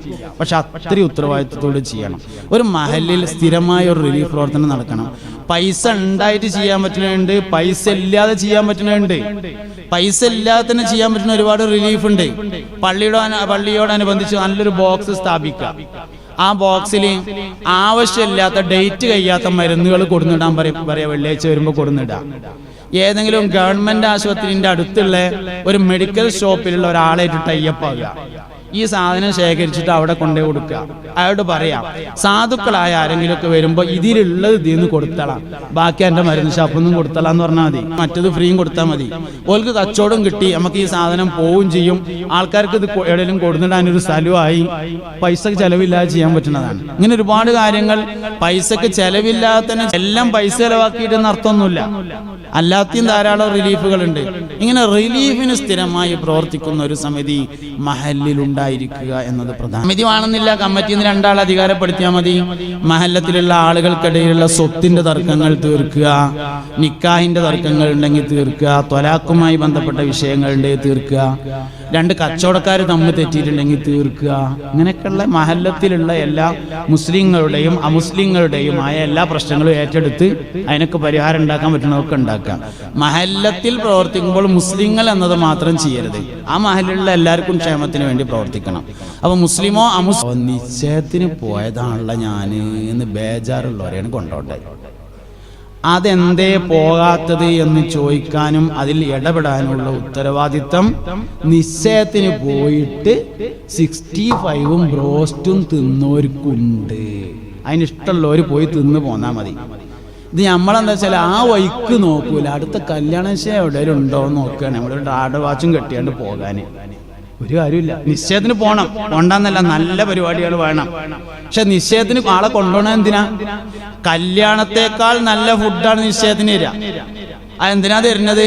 ഇതിൽ വല്ല പ്രശ്നവും സംഭവിച്ചാലും മദ്യം പറയാനുള്ള ആൾക്കാരെയാണ് ഈ കൊണ്ടുപോണത്. ഓൾക്ക് അതിന്റെ ഉത്തരവാദിത്തം ഉണ്ട്. ഓലതിൽ ഇറങ്ങിത്തിരിക്കണം, സംസാരിച്ചു നോക്കണം, നേരാവോ നോക്കണം. 2 ആൾക്കാർ തമ്മിൽ തെറ്റിയാല് അതിന്റെ ഇടയിൽ ഒരാൾ നിൽക്കാൻ തയ്യാറുണ്ടെങ്കിൽ നേരാവും. 2 മനുഷ്യന്മാർ തമ്മിൽ തെറ്റിയാല് അപ്പൊ തന്നെ ആണെങ്കിൽ വേഗം നേരാവും. അസ്സലാമു അലൈക്കും. ഒന്നും വിചാരിക്കണ്ട, ഞാൻ ഒന്നുണ്ടായിട്ട് പറഞ്ഞതല്ല, പറഞ്ഞപ്പോ കണ്ട് പറഞ്ഞു എന്നേ ഉള്ളൂ. നിങ്ങൾ വരുത്തപ്പെട്ടാളി എന്ന് പറഞ്ഞാൽ ശരിയായി, തീർന്നു. 24 മണിക്കൂർ വരെയാണ് അതിന് സമയം കിട്ടുള്ളൂ. അസ്സലാമു അലൈക്കും, ഒന്നും വിചാരിക്കണ്ട കേട്ടോ എന്ന് പറയാൻ 24 മണിക്കൂറേ കിട്ടുള്ളൂ. പരമാവധി പോയാൽ 3 ദിവസം കിട്ടും. 3 ദിവസം കഴിഞ്ഞാൽ ന്യായം തല കീഴായി മറിയും. അതായത് 2 പ്രശ്നങ്ങൾ ഉണ്ടാവും 3 ദിവസം കഴിഞ്ഞാൽ. ഒന്ന്, തെറ്റിയത് എന്തിനാണെന്ന് മറക്കും. 3 ദിവസം കഴിഞ്ഞാൽ എന്തിനേ ഇപ്പൊ തെറ്റിയതെന്ന് അറിയില്ല, ഓൻ പണ്ടെന്നെ അങ്ങനെയാണ് അറിയും. അയലല്ലോ തെറ്റിയത് വേറെന്താ ആവശ്യത്തിനല്ലേ? പണ്ടെന്നെ അങ്ങനെയാണെങ്കിൽ പണ്ടെന്നെ തെറ്റണ്ടേ? അതുണ്ടായിട്ടില്ലല്ലോ. അപ്പൊ തെറ്റിയ കാരണം മറക്കും. പിന്നെ വേറെന്തേലോ പറയാം, വേറെന്തേലൊക്കെ പിന്നീടുണ്ടായ കുറെ വിഷയങ്ങളൊക്കെ പറയും. അതാണ് ഒരു പ്രശ്നം. 2ാമത്തെ പ്രശ്നം, ഈ ഒരു വയസ്സായ ആളും ഒരു കുട്ടിയും കൂടി തമ്മിൽ എന്തോ പ്രശ്നം ഉണ്ടായി എന്ന് വിചാരിക്കുക. അല്ലെങ്കിൽ ഒരു ഇന്നോവയിൽ പോണ ആള് ഒരു ഓട്ടോറിക്ഷക്കാരന് ഒരു പ്രശ്നം ഉണ്ടായി. എന്നാ ഇന്നോവയിൽ പോണ ആൾക്ക് തോന്നും, ഞാൻ ആ ഓട്ടോറിക്ഷക്കാരനോട് തട്ടിക്കയറി ശരിയായില്ല, ഒന്നുമില്ലെങ്കിൽ ഉപജീവനത്തിന് വേണ്ടി ഒരു ഓട്ടോറിക്ഷയിട്ട് നടക്കുന്ന ഒരാളല്ലേ എന്ന് തോന്നും തെറ്റിയേക്കിന്. ഓട്ടോറിക്ഷക്കാരനും തോന്നും അയാൾ ഒരുപാട് തിരക്കുള്ള ആളേക്കാരം, പല വിഷയങ്ങളിലും ഇടപെടുന്ന ആളല്ലേ, ഞാൻ വെറുതെ അയാളോട് വർത്തമാനം പറയാൻ പോകേണ്ടിയിരുന്നില്ല, അയാൾ സ്പീഡിൽ പോയിക്കോട്ടെ എന്ന് വെച്ചാൽ മതിയായിരുന്നു ഇവനും തോന്നും. പക്ഷെ 3 ദിവസം കഴിഞ്ഞാൽ നേരെ എതിരായി. ഓട്ടോറിക്ഷക്കാരന് തോന്നും, ഞാൻ എൻ്റെ ഓട്ടോറിക്ഷ കൊണ്ട് ഒരു ഉപജീവനം നടത്തുന്ന അയാൾ വലിയ ആൾ, അയാളൊക്കെ ഇപ്പം എന്നോട് ഇത് ചെയ്യാൻ പറ്റുമെന്നായി. ഇന്നോവക്കാരനും തോന്നും, ഞാൻ എത്രങ്ങാനും ഇടപാടുകളുള്ളൊരു മനുഷ്യനാണ്, തിരക്കുള്ള ഒരാളാണ്, അയാൾ ആ സ്വീപ്പാക്കിയത് ശരിയായില്ല എന്ന് ഇവനും തോന്നും. നേരെ ഓപ്പോസിറ്റ് ആയിട്ടാണ് പിന്നെ തോന്നുക. അപ്പോൾ ഒരാൾ ഇടയിൽ നിൽക്കണം. അതിനാണ് മസ്ലഹത്ത് എന്ന് പറയുന്നത്. അതിനൊരു സ്ഥിരമായ സംവിധാനം മഹല്ലിൽ ഉണ്ടായിരിക്കണം. അതിന് ഒരാളായാലും കുഴപ്പമില്ല, കമ്മിറ്റിയിൽ നിന്ന് 2 ആൾക്കാരെ അധികാരപ്പെടുത്തിയാലും കുഴപ്പമില്ല, അല്ലെങ്കിൽ അതിനുവേണ്ടി ഒരു സമിതിയെ ഉണ്ടാക്കിയാലും വിരോധമല്ല. പക്ഷെ എപ്പോഴും മധ്യസ്ഥന്മാർ മധ്യത്തിൽ നിൽക്കാൻ കഴിയുന്നവർ ആയിരിക്കണം. ഇല്ലെങ്കിൽ ഉദ്ദേശിച്ച ഫലമല്ല ഉണ്ടാകുക, കൂടുതൽ ഉപദ്രവം ഉണ്ടാകുക. മധ്യസ്ഥൻ എപ്പോഴും മധ്യത്തിൽ നിൽക്കാൻ കഴിയുന്ന ആളായിരിക്കണം. പ്രത്യേകിച്ച് താല്പര്യങ്ങളൊന്നുമില്ലാതെ അങ്ങോട്ടും ഇങ്ങോട്ടും ഒന്നും ചെയ്യാതെ. ശരിക്കും മധ്യസ്ഥത എന്ന് പറഞ്ഞത് തീരുമാനം പറയലല്ല, തെറ്റിയവർ തമ്മിൽ തീരുമാനം ഉണ്ടാക്കാൻ സഹായിക്കലാണ്. നമ്മളൊരു തീരുമാനം പറയലല്ല ശരിക്ക്. ഇയാളെ പ്രശ്നം ഇയാളും പറഞ്ഞു, അയാളെ പ്രശ്നം അയാളും പറഞ്ഞു, ഇനിയിപ്പോൾ എന്താ നമ്മൾ കാട്ടുക? അപ്പൊ ഇയാളൊരു പരിഹാരം പറയും, അയാളൊരു പരിഹാരം പറയും. ആ 2 പരിഹാരം കൂടി എങ്ങനെ നമ്മൾ കൂട്ടി യോജിപ്പിക്കുക? നിങ്ങൾ തന്നെ ഒരു വഴി പറഞ്ഞാൽ അപ്പൊ 2 ആൾ കൂടിയും കൂട്ടി യോജിപ്പിച്ചൊരു വഴിയും പറയും. എന്നാൽ നമുക്ക് അങ്ങനെ ആക്കുക. അൽ-ഫാത്തിഹ. ഇതാണ് മധ്യസ്ഥത. നാലേ മധ്യത്തിൽ നിൽക്കാൻ പറ്റുള്ളൂ. അല്ലാതെ 2 ആൾക്കാർ വന്നു ഓനോട് സ്വകാര്യത്തിൽ സംസാരിച്ചു, ഇവരോട് സ്വകാര്യത്തിൽ സംസാരിച്ചു, പിന്നെ ഞാൻ ഒരു തീരുമാനം പറയാണ്ട് അതൊന്നും മര്യാദക്കും കേട്ടോണ്ടില്ലെങ്കിൽ ഞാൻ ആനയാക്കും ചേനാക്കും. ഇതൊന്നും മധ്യസ്ഥത അല്ല ശരിക്കും. ഇവർ 2 പേരും ചേർന്ന് ഒരു തീരുമാനത്തിലേക്ക് എത്തുന്നതിന് മധ്യത്തിൽ നിന്ന് ഒരാൾ സഹായിക്കുന്നതിനാണ് മധ്യസ്ഥത എന്ന് പറയുന്നത്. ഇയാളായിട്ട് ഒരു തീരുമാനം ഉണ്ടാക്കി കൊടുക്കണ്ട. ഓൽക്ക് ചിലപ്പോൾ 5 വട്ടം ഇരുന്നാലേ തീരുമാനമാവുള്ളൂ. ചില 5 വട്ടം ഇരുന്ന് തീരുമാനിച്ചാൽ മതി. മുഹമ്മദ് ഷാ തങ്ങൾ ഇതൊക്കെ മധ്യസ്ഥതക്ക് പോകുമല്ലോ. ചെന്നൈക്കിന്റെ തീരുമാനം കിട്ടൂല. അവർ 5-6 പ്രാവശ്യമൊക്കെ പോകേണ്ടി വരും. ഓൽക്ക് എന്നാണോ തീരുമാനത്തിലെത്താൻ പറ്റുന്നത് അന്ന് തീരുമാനിക്കും. അതുവരെ ഇടയിൽ നിൽക്കുക, പൊട്ടലും ചീറ്റലും തല്ലും പിടിയില്ലാതെ നോക്കുക. അതിന് ഡേറ്റ് വെക്കുക. ആ ഡേറ്റ് വരെ തല്ലൂലല്ലോ. പിന്നെ അന്ന് തീർന്നില്ലെങ്കിൽ വേറെ ഡേറ്റ് വെക്കുക. ആ ഡേറ്റ് വരെ അടുത്ത തല്ലുണ്ടാവില്ല. അങ്ങനെ കൊണ്ടുപോവുക. എന്നാ ഓൽക്ക് തീരാൻ പറ്റുന്ന വെച്ചാൽ ഒന്ന് തീരും. ഇതാണ് മധ്യസ്ഥത. അപ്പൊ നല്ലോണം പരിചയമുള്ള, നല്ല കെൽപ്പുള്ള, നല്ലോണം ശേഷിയുള്ള മധ്യസ്ഥതയ്ക്ക് ഒരുപാട് ഗുണം ഉണ്ടായിരിക്കണം. വാക്ക് ഗുണം വളരെ പ്രധാനമാണ്. എല്ലാവർക്കും ഉണ്ടാവില്ല വാക്ക് ഗുണം. സിദ്ദീഖുൽ അക്ബർ റളിയല്ലാഹു അൻഹു ആണ് വാക്ക് ഗുണം ഉണ്ടായിരുന്ന ആള്. സിദ്ദീഖ് റളിയല്ലാഹു അൻഹു ഒരു യോദ്ധാവല്ലല്ലോ, സ്ഥിരമായി വാള് കൊണ്ട് നടക്കുന്ന ആള് പോലും ആയിരുന്നില്ല സയ്യിദുനാ അബൂബക്കർ സിദ്ദീഖ് റളിയല്ലാഹു അൻഹു. പക്ഷേ മൂപ്പര് വർത്താനം പറഞ്ഞാൽ അതിന്റെ മേലെ വേറൊരാളാണ് പറയില്ല. എന്നാ പറഞ്ഞാൽ എന്തേലും കാട്ടുമോ? ഒന്നും കാട്ടൂല. എന്നാരേലും പറയോ? ആരും പറയില്ല, പറയാൻ കഴിയൂല. ഇതാണ് വാക്കുകളുടെ ഗുണം എന്ന് പറയുന്നത്. വാക്കിന് ഗുണം ഉണ്ടാക്കുന്നത് പ്രധാനമായും 2 കാര്യങ്ങളാണ്. ഒരു മനുഷ്യന്റെ വാക്കിനെ ഗുണമുണ്ടാക്കുന്നത് 2 കാര്യങ്ങളാണ്. ഒന്ന് തഹജ്ജുദ് നിസ്കാരമാണ്, 2 ഖുർആൻ പാരായണമാണ്. ഇത് 2ഉം ചെയ്യുന്നവർക്കാണ് വാക്കുകൾക്ക് ഫലം കൂടുതലുണ്ടായിരിക്കുക. അപ്പോൾ അങ്ങനെയുള്ള അതിന് തയ്യാറുള്ള, അള്ളാഹുവിങ്കിൽ നിന്ന് വലിയ കൂലിയിട്ടുന്ന അമലാണ് എന്നുള്ള നിലയിൽ അതിനെ ഇറങ്ങിത്തിരിക്കാൻ തയ്യാറുള്ള ആളുകളെ ഉൾപ്പെടുത്തിയിട്ട് ഒരു മസ്ലഹത്ത് സമിതി. അപ്പോൾ 4 കാര്യങ്ങൾ മഹല്ലത്തിൽ ഉണ്ടായാൽ മഹല്ല് വളരെ ഉഷാറാവും. 4 കാര്യങ്ങൾക്ക് വേണ്ടി നമ്മൾ പ്രവർത്തിക്കുക. ഒന്ന് ഇൽമുൽ ആലിം, വിവരമുള്ളവരുടെ ഇൽമ്. 2ാമത്തേത് അദ്ലുൽ ഉമറായി. 3ാമത്തേത് സഹാഉൽ അഗ്നിയ, സമ്പന്നന്മാരുടെ ദാനശീലം നിലനിർത്തണം. സഹാഉൽ അഗ്നിയ, ഈ സമ്പന്നന്മാരുടെ ദാനശീലം. സഹാ എന്ന് പറഞ്ഞാൽ സ്വതക്കല്ല ശരിക്ക്. സഹാ എന്ന് പറയുന്നത് ഒരു ശീലത്തിൽ നിന്നുണ്ടാവുന്ന ധർമ്മമാണ്. അതിനാണ് ദാനശീലം എന്ന് പറഞ്ഞാൽ. അടിസ്ഥാന ശീലമാണ് ദാനശീലം. ദാനശീലമുള്ളവർക്ക് എല്ലാ സൽഗുണങ്ങളും ഉണ്ടാവുന്നതാണ്. അതായത് നമ്മളെ മക്കളിൽ തന്നെ നമ്മൾ ഉണ്ടാക്കിയെടുക്കേണ്ട ഒരു ശീലമാണ് ദാനശീലം. ഇപ്പം എങ്ങനെ ഉദാഹരണം പറയാന്ന് വെച്ചാൽ, നമ്മളിങ്ങനെ പെരയിൽ ഇരിക്കുകയാണ്. അപ്പോൾ ഒരു സാധു മനുഷ്യൻ ഇങ്ങനെ കയറി വരുന്നുണ്ട്. അപ്പോൾ ഡൈനിങ് ഹാളിൻ്റെ കർട്ട നീക്കിയിട്ട് ജനലിൻ്റെ ഉള്ളിൽ കൂടി അങ്ങനെ നോക്കിയപ്പോൾ ഒരു സാധുവാണ് വരുന്നത്. ചെറിയൊരു കൊക്കലൊക്കെ ഉണ്ട്. അപ്പം എന്തെങ്കിലും കിട്ടുമെന്ന് എഴുതി വരികയാണ്. അപ്പം മോനോട് ചെന്നിട്ട് പറയാം, മോനെ വാപ്പോടില്ല എന്ന് പോയി പറഞ്ഞോളാം, മനുഷ്യൻ്റെ അടുത്ത് കായില്ലാത്ത കൊടുത്ത് ആ ചെങ്ങായി വരുന്നുണ്ടില്ലേ എന്ന് പറയും. അപ്പോൾ കുട്ടി ചെല്ലും, എന്നിട്ട് അതിനെ വായിൽ വന്നിട്ട് വാപ്പോടില്ല എന്ന് പറയും, ചെങ്ങാൻ പോകും. ഇതൊരു ശീലം. വേറൊരു ശീലമുണ്ട്. ഒരാളിങ്ങനെ പെരയൊക്കെ കയറി എറിഞ്ഞു കണ്ടു. അപ്പം നമ്മളടുത്ത് ഒന്നുമില്ല. അപ്പോൾ ഒരു 5ൻ്റെ കൊട്ട ഉൾപ്പെടുത്തു. അത് മോൻ്റെ അടുത്ത് കൊടുത്തിട്ട് പറഞ്ഞു, മോനെ നമ്മളടുത്ത് ഒന്നുമില്ല, എന്നാലും എന്തേലും കിട്ടുന്ന കരുതിയിട്ട് വരികയുള്ള അയാള് വെറും കയ്യോടെ മടക്കണത് ശരിയല്ല, ബാപ്പാന്റെ കുട്ടി ഇതാണ് കൊണ്ടേ കൊടുത്തളാ എന്നും പറയാം. 2ാമത്തത് പഠിപ്പിക്കുന്നതിനാണ് ദാനശീലം എന്ന് പറയുന്നത്. അതാണ് സഹാബ്. ഉണ്ടായ എല്ലാ സൽഗുണങ്ങളും ഉണ്ടാവും. ജുമഅക്ക് പോകൽ 2 തരത്തിലാണ്. ആൾക്കാർ 2 രൂപത്തിലാണ് ജുമഅക്ക് പോവുക. ഒന്ന്, നമ്മളെ അട്ടിന്ന് തുണി കുപ്പായൊക്കെ പെരയിൽ വെച്ച് കുപ്പായൊക്കെ ആങ്കറും കഴിച്ചു വെച്ച് നല്ലൊരു വെള്ളത്തുണിയും ഒരു വെള്ള കുപ്പായൊക്കെ അസ്ഥിരിട്ട് അതൊക്കെ ഇട്ടിട്ട് ജുമഅക്ക് പോകും. അങ്ങനെ ജുമഅക്ക് എന്നാൽ പള്ളിക്കന്ന് ഉസ്താദ് ജുമ കഴിഞ്ഞിട്ട് പറയും, ഒരു പിരിവുണ്ട്, യത്തീംകുട്ടിയുടെ കല്യാണമുണ്ട്, അതുകൊണ്ട് കാര്യമായിട്ട് സഹായിക്കണം. അനവകാഫിലുൽ യതീമി ഫിൽ ജന്നത്തി ഹക്കദാ ഖാല റസൂലുള്ളാഹി. ഞാനും യതീമിനെ സംരക്ഷിക്കുന്നവനും നരകത്തിൽ ഇപ്രകാരമാണെന്ന് 2 വിരലുകൾ ഉയർത്തിപ്പിടിച്ചുകൊണ്ട് മുസ്തഫ നബി തങ്ങൾ പറഞ്ഞിട്ടുണ്ട്. അതുകൊണ്ട് മഹലിൻ്റെ എഴുത്തുണ്ട്, വിശ്വാസയോഗ്യമായ ആളുകൾ പറഞ്ഞിട്ടുണ്ട്, എല്ലാവരും കാര്യമായി സഹായിക്കണം എന്ന് പറഞ്ഞു. അപ്പോൾ ഓൻ പറയും, അതാ എൻ്റെ കുപ്പായം മാറിയല്ലോ, ഒന്നും കൊടുക്കൂല. ഓൻ പേഴ്സുള്ള കുപ്പായ ആങ്കർമയാണ്, വേറെ കോട്ടൺ കുപ്പായ.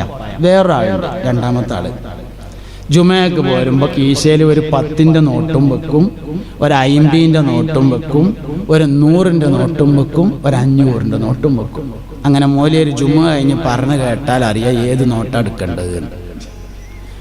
ഒരു പെരപ്പണിയാന്ന് പറഞ്ഞിട്ട് ഒരാൾ വന്നിട്ടുണ്ട് അപ്പുറത്തെ മഹലിൽ നിന്ന്. ഒരു കത്തോ എന്തൊക്കെ അയാളെ കയ്യിലുണ്ട്, പോകുമ്പോൾ പുറത്തുണ്ടാവും. എന്തേലും ഒന്ന് കൊടുത്താലീ എന്ന് പറഞ്ഞാൽ മനസ്സിലായി 10ൻ്റെ നോട്ടാണ്.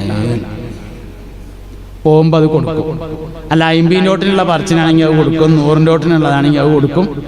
ഈ കോട്ടൻ കുപ്പായ ഇട്ടുണ്ടല്ലോ, പേഴ്സ് മറന്നച്ചോന്, ഓൻ തിരിച്ചു പോകുമ്പോൾ പീടി കയറിയിട്ട് പറയും, ഇവിടെ എന്നും പിരിവ, ഓന് എന്നും കുപ്പായം മാറിയിട്ടാ വരല്.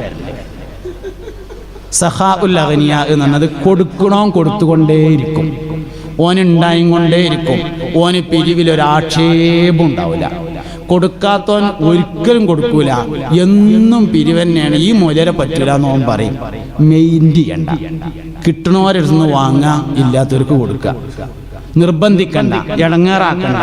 തൊള്ളയിലെ നാവ് ഉപയോഗിക്കുക, നല്ലോണം പറയുക, ആൾക്കാരുടെ അടുത്ത് നിന്ന് വാങ്ങുക, കൊടുക്കുക. ദാനശീലം നിലനിന്നാൽ എല്ലാ സൽഗുണവും നിലനിൽക്കും. ഇപ്പോൾ ഒരാളെ അമ്മോട് വന്നിട്ട് പറഞ്ഞു, എടോ പെണ്ണുങ്ങൾ ആശുപത്രിയിലായിരുന്നു, ഇപ്പോൾ ഡിസ്ചാർജ് ചെയ്തിട്ടുണ്ടൊരു കൊണ്ടുവരാനായിട്ടുണ്ട്, അതുകൊണ്ട് കായില്ല എന്ന് പറഞ്ഞു. പിന്നെ മിഞ്ഞാന്നാണ് ഇപ്പം ഉമ്മാനെ ആശുപത്രിയിൽ ഡിസ്ചാർജ് ചെയ്ത് കൊടുക്കുന്നത്. ഇപ്പം ഫോൺ വന്നുകൊണ്ട് കുട്ടി വീണിട്ട് കൈ കിടന്നിട്ടുണ്ട് എന്ന്. ആകെ അടങ്ങാറായിടാന്ന് പറയുമ്പോൾ നമ്മൾ തന്നെ എന്നിട്ടോ ഇനിയിപ്പോൾ എന്താ കാട്ടുക എന്നൊക്കെ പറയും. അതേ സമയത്ത് ആ ആള് നമ്മളോട് വന്നിട്ടേ, പിന്നെ എൻ്റെ പെരപ്പണി കഴിഞ്ഞിട്ടേ നല്ല സുഖമാണ്, എല്ലാ ഫിറ്റിങ്സും ഒക്കെ പെയിൻറ്റിങ്ങും ഒക്കെ കഴിഞ്ഞ് മുറ്റൊക്കെ കട്ട വിരിച്ച് കുറച്ച് കായ് ബാക്കിയുണ്ടായിരുന്നു, അതുകൊണ്ട് ഞാൻ മതിലും കെട്ടി 4 ചെടിയൊക്കെ വെച്ച് സൂപ്പറാണ് എന്ന്. ആ ചങ്ങായി കത്തിയടിക്കാൻ വന്നിട്ട് കണ്ടില്ലേ, മനുഷ്യനെ അടങ്ങാറാക്കാൻ എന്ന് പറയും. ഒരാളുടെ സന്തോഷം കേൾക്കാൻ നമുക്ക് ഇഷ്ടമല്ല, ഒരാളുടെ വിഷമം കേൾക്കാൻ ഇഷ്ടമാണ്. ഇതെന്താ പ്രത്യേകത? ദാനശീലമുള്ളവന് സന്തോഷം കേൾക്കാൻ ഇഷ്ടമായിരിക്കും, ദാനശീലമില്ലാത്തവന് ദുഃഖം കേൾക്കാൻ ഇഷ്ടമായിരിക്കും. ശരിക്കും വേണ്ടത് രണ്ടും ഇഷ്ടമാണ്. ഒരാളുടെ ദുഃഖം നമ്മൾ കേട്ടുകൊടുത്താലും അവനൊരു ആശ്വാസം കിട്ടും, ഒരാളുടെ സന്തോഷം കേട്ടാലും അങ്ങനെ തന്നെയാണ്. ദാനശീലമുള്ളവന് രണ്ടും കഴിയും. നിങ്ങൾ ആലോചിച്ച് നോക്കാണി. പിന്നെ മരോളെ അമ്മോശൻ ഒരിക്കൽ ഹജ്ജിനും ഉംറക്കും പോയിട്ടുണ്ട്. അയാൾ ഇനി 2ാമതൊരു ഉംറക്ക് കൂടിയും പോവുകയാണ് പറഞ്ഞാൽ നമ്മളെ മനസ്സെന്താ പറയുക, എന്തിനാ ഇപ്പോൾ ഈ വയസ്സാം കാലത്ത് അയാൾ ഇപ്പോൾ ഈ വേണ്ടാത്ത നിൽക്കണമെന്നല്ല തോന്നുക. ദാനശീലം ഇല്ലാത്തവർക്ക് അങ്ങനെ തോന്നുക. അയൽവക്കത്തെ വീടിൻ്റെ മതിൽ സിമെൻറ്റ് തേച്ചിട്ട് പെയിൻ്റ് അടിക്കുകയാണെന്ന് പറഞ്ഞിട്ട് എന്താ നമുക്ക് തോന്നുക? ഒരു വണ്ടി ഉള്ള ആൾ ഒരു വണ്ടിയും കൂടി വാങ്ങുകയാണെന്ന് പറഞ്ഞിട്ട് നമുക്ക് മണ്ണ് കൊണ്ടൊക്കേണ്ട തടിയല്ലേ എന്നല്ലേ നമുക്ക് തോന്നുന്നത്. ഒരാളുടെ നിയമത്തിന് അംഗീകരിക്കാൻ കഴിയാതിരിക്കുക ദാനശീലമില്ലാത്തവർക്കാണ്. അതുകൊണ്ട് ദാനശീലം അടിസ്ഥാന ശീലമാണ്, എല്ലാവരിലും ഉണ്ടാക്കണം. 4ാമത്തെ ദുആഉൽ ഫുഖറ ആണ്, സാധുക്കളുടെ ദുആ. വലിയ പ്രധാനപ്പെട്ടതാണ്. മിസ്കീന്മാരുടെ ഫക്കീറന്മാരുടെ ദുആ അത് കിട്ടണം. അതിനെന്ത് വേണം? ഓർക്ക് എന്തെങ്കിലും കൊടുത്തുകൊണ്ട് ദ്വാരപ്പിക്കണം, അപ്പോഴല്ലേ ഉണ്ടാവുള്ളൂ. അത് ഈ പ്രപഞ്ചത്തിന്റെ നിലനിൽപ്പാണെന്ന് സയ്യിദുനാ അലി ഇബ്നു അബീ ത്വാലിബ് റളിയല്ലാഹു അൻഹു പറഞ്ഞിരിക്കുന്നു. ആകയാൽ 8 കാര്യങ്ങളാണ് ഞാൻ നിങ്ങളുടെ ശ്രദ്ധയിൽപ്പെടുത്തിയത്. ഒരു മഹല്ലത്തിൽ 4 കാര്യങ്ങൾ ഉണ്ടാവണം. 1ാമത്തെ കാര്യം ഒരു സ്ഥിരമായ ഖുർആൻ ക്ലാസ്, സാംസ്കാരികമായ പ്രവർത്തനങ്ങൾക്കുള്ള ഒരു സ്ഥിരം സംവിധാനം. 2ാമത്തേത് ഒരു വിദ്യാഭ്യാസ പ്രവർത്തനം. 3ാമത്തേത് ഒരു സ്ഥിരമായ റിലീഫ് പ്രവർത്തനം. 4ാമത്തേത് മസ്ലഹത്തിന് വേണ്ടി പ്രവർത്തിക്കുന്ന ഒരു സംവിധാനം. 4 കാര്യങ്ങൾക്ക് വേണ്ടിയാണ് പ്രവർത്തിക്കുന്നത് എന്ന് ഞാൻ പറഞ്ഞു. 1 ആലിമീങ്ങളുടെ ഇൽമിന് വേണ്ടി, 2 സ്ഥാനമാനങ്ങൾ ഉള്ളവരുടെ നീതിക്ക് വേണ്ടി, 3ാമത്തേത് സമ്പന്നന്മാരുടെ ദാനശീലത്തിന് വേണ്ടി, 4ാമത്തേത് സാധുക്കളുടെ ദുആക്ക് വേണ്ടി. അങ്ങനെ പ്രവർത്തിക്കാൻ നമ്മളൊരു മഹലിൽ തയ്യാറെടുത്താൽ, അതിലിപ്പോൾ എല്ലാവരും കൂടി വിചാരിച്ചിട്ട് വേണ്ടേ എന്ന് കരുതണ്ട, നമ്മൾ ഒറ്റയ്ക്ക് വിചാരിക്കുക എന്ന് കരുതിയാൽ മതി. ആരെക്കൊണ്ട് ഒന്നും ചെയ്യിക്കാനൊന്നും നമ്മളെ കൊണ്ട് നടക്കൂല. നമ്മൾക്ക് എന്തെങ്കിലും കഴിയെങ്കിൽ അത് ചെയ്യാൻ മാത്രമേ കഴിയുള്ളൂ. അങ്ങനെയുള്ള ഒരു പ്രതിജ്ഞയോടുകൂടെ ആയിരിക്കട്ടെ ഈ സദസ്സിൽ നിന്ന് നമ്മൾ പോകുന്നത് 3 അദബുകൾ നിങ്ങളുടെ ജീവിതത്തിൽ ഉണ്ടാവണമെന്ന് ഞാൻ ആഗ്രഹിക്കുന്നു. മുസ്തഫ നബി സല്ലല്ലാഹു അലൈഹി വസല്ലം പിന്നിലേക്ക് കൈകെട്ടി നിൽക്കാറുണ്ടായിരുന്നില്ല. ഏത് കാര്യങ്ങൾ ചെയ്യുന്ന സമയത്തും വലത്തേതുകൊണ്ട് മാത്രം ചെയ്യാനും ബിസ്മി ചൊല്ലി ചെയ്യാനും എല്ലാവരും ശ്രദ്ധിക്കേണ്ടതാണ് എന്ന് പ്രത്യേകമായി ഞാൻ നസീഹത്ത് ചെയ്യുന്നു. അല്ലാഹു റബ്ബുൽ ഇസ്സത്ത് നമ്മളെ സ്വാലിഹീങ്ങളിൽ ചേർക്കട്ടെ, സന്തോഷവാന്മാരിൽ ഉൾപ്പെടുത്തട്ടെ. ആമീൻ. എല്ലാവരും ദുആ ചെയ്യണം. സുബ്ഹാനകല്ലാഹുമ്മ ബിഹംദിക അഷ്ഹദു അല്ലാ ഇലാഹ ഇല്ലാ അൻത അസ്തഗ്ഫിറുക വഅതൂബു ഇലൈക്. വസല്ലല്ലാഹു തആല വസല്ലമ അലാ ഖൈരി ഖൽഖിഹി സയ്യിദിനാ മുഹമ്മദിൻ വആലിഹി വസഹ്ബിഹി അജ്മഈൻ. വൽഹംദുലില്ലാഹി റബ്ബിൽ ആലമീൻ. അസ്സലാമു അലൈക്കും വറഹ്മത്തുള്ളാഹി.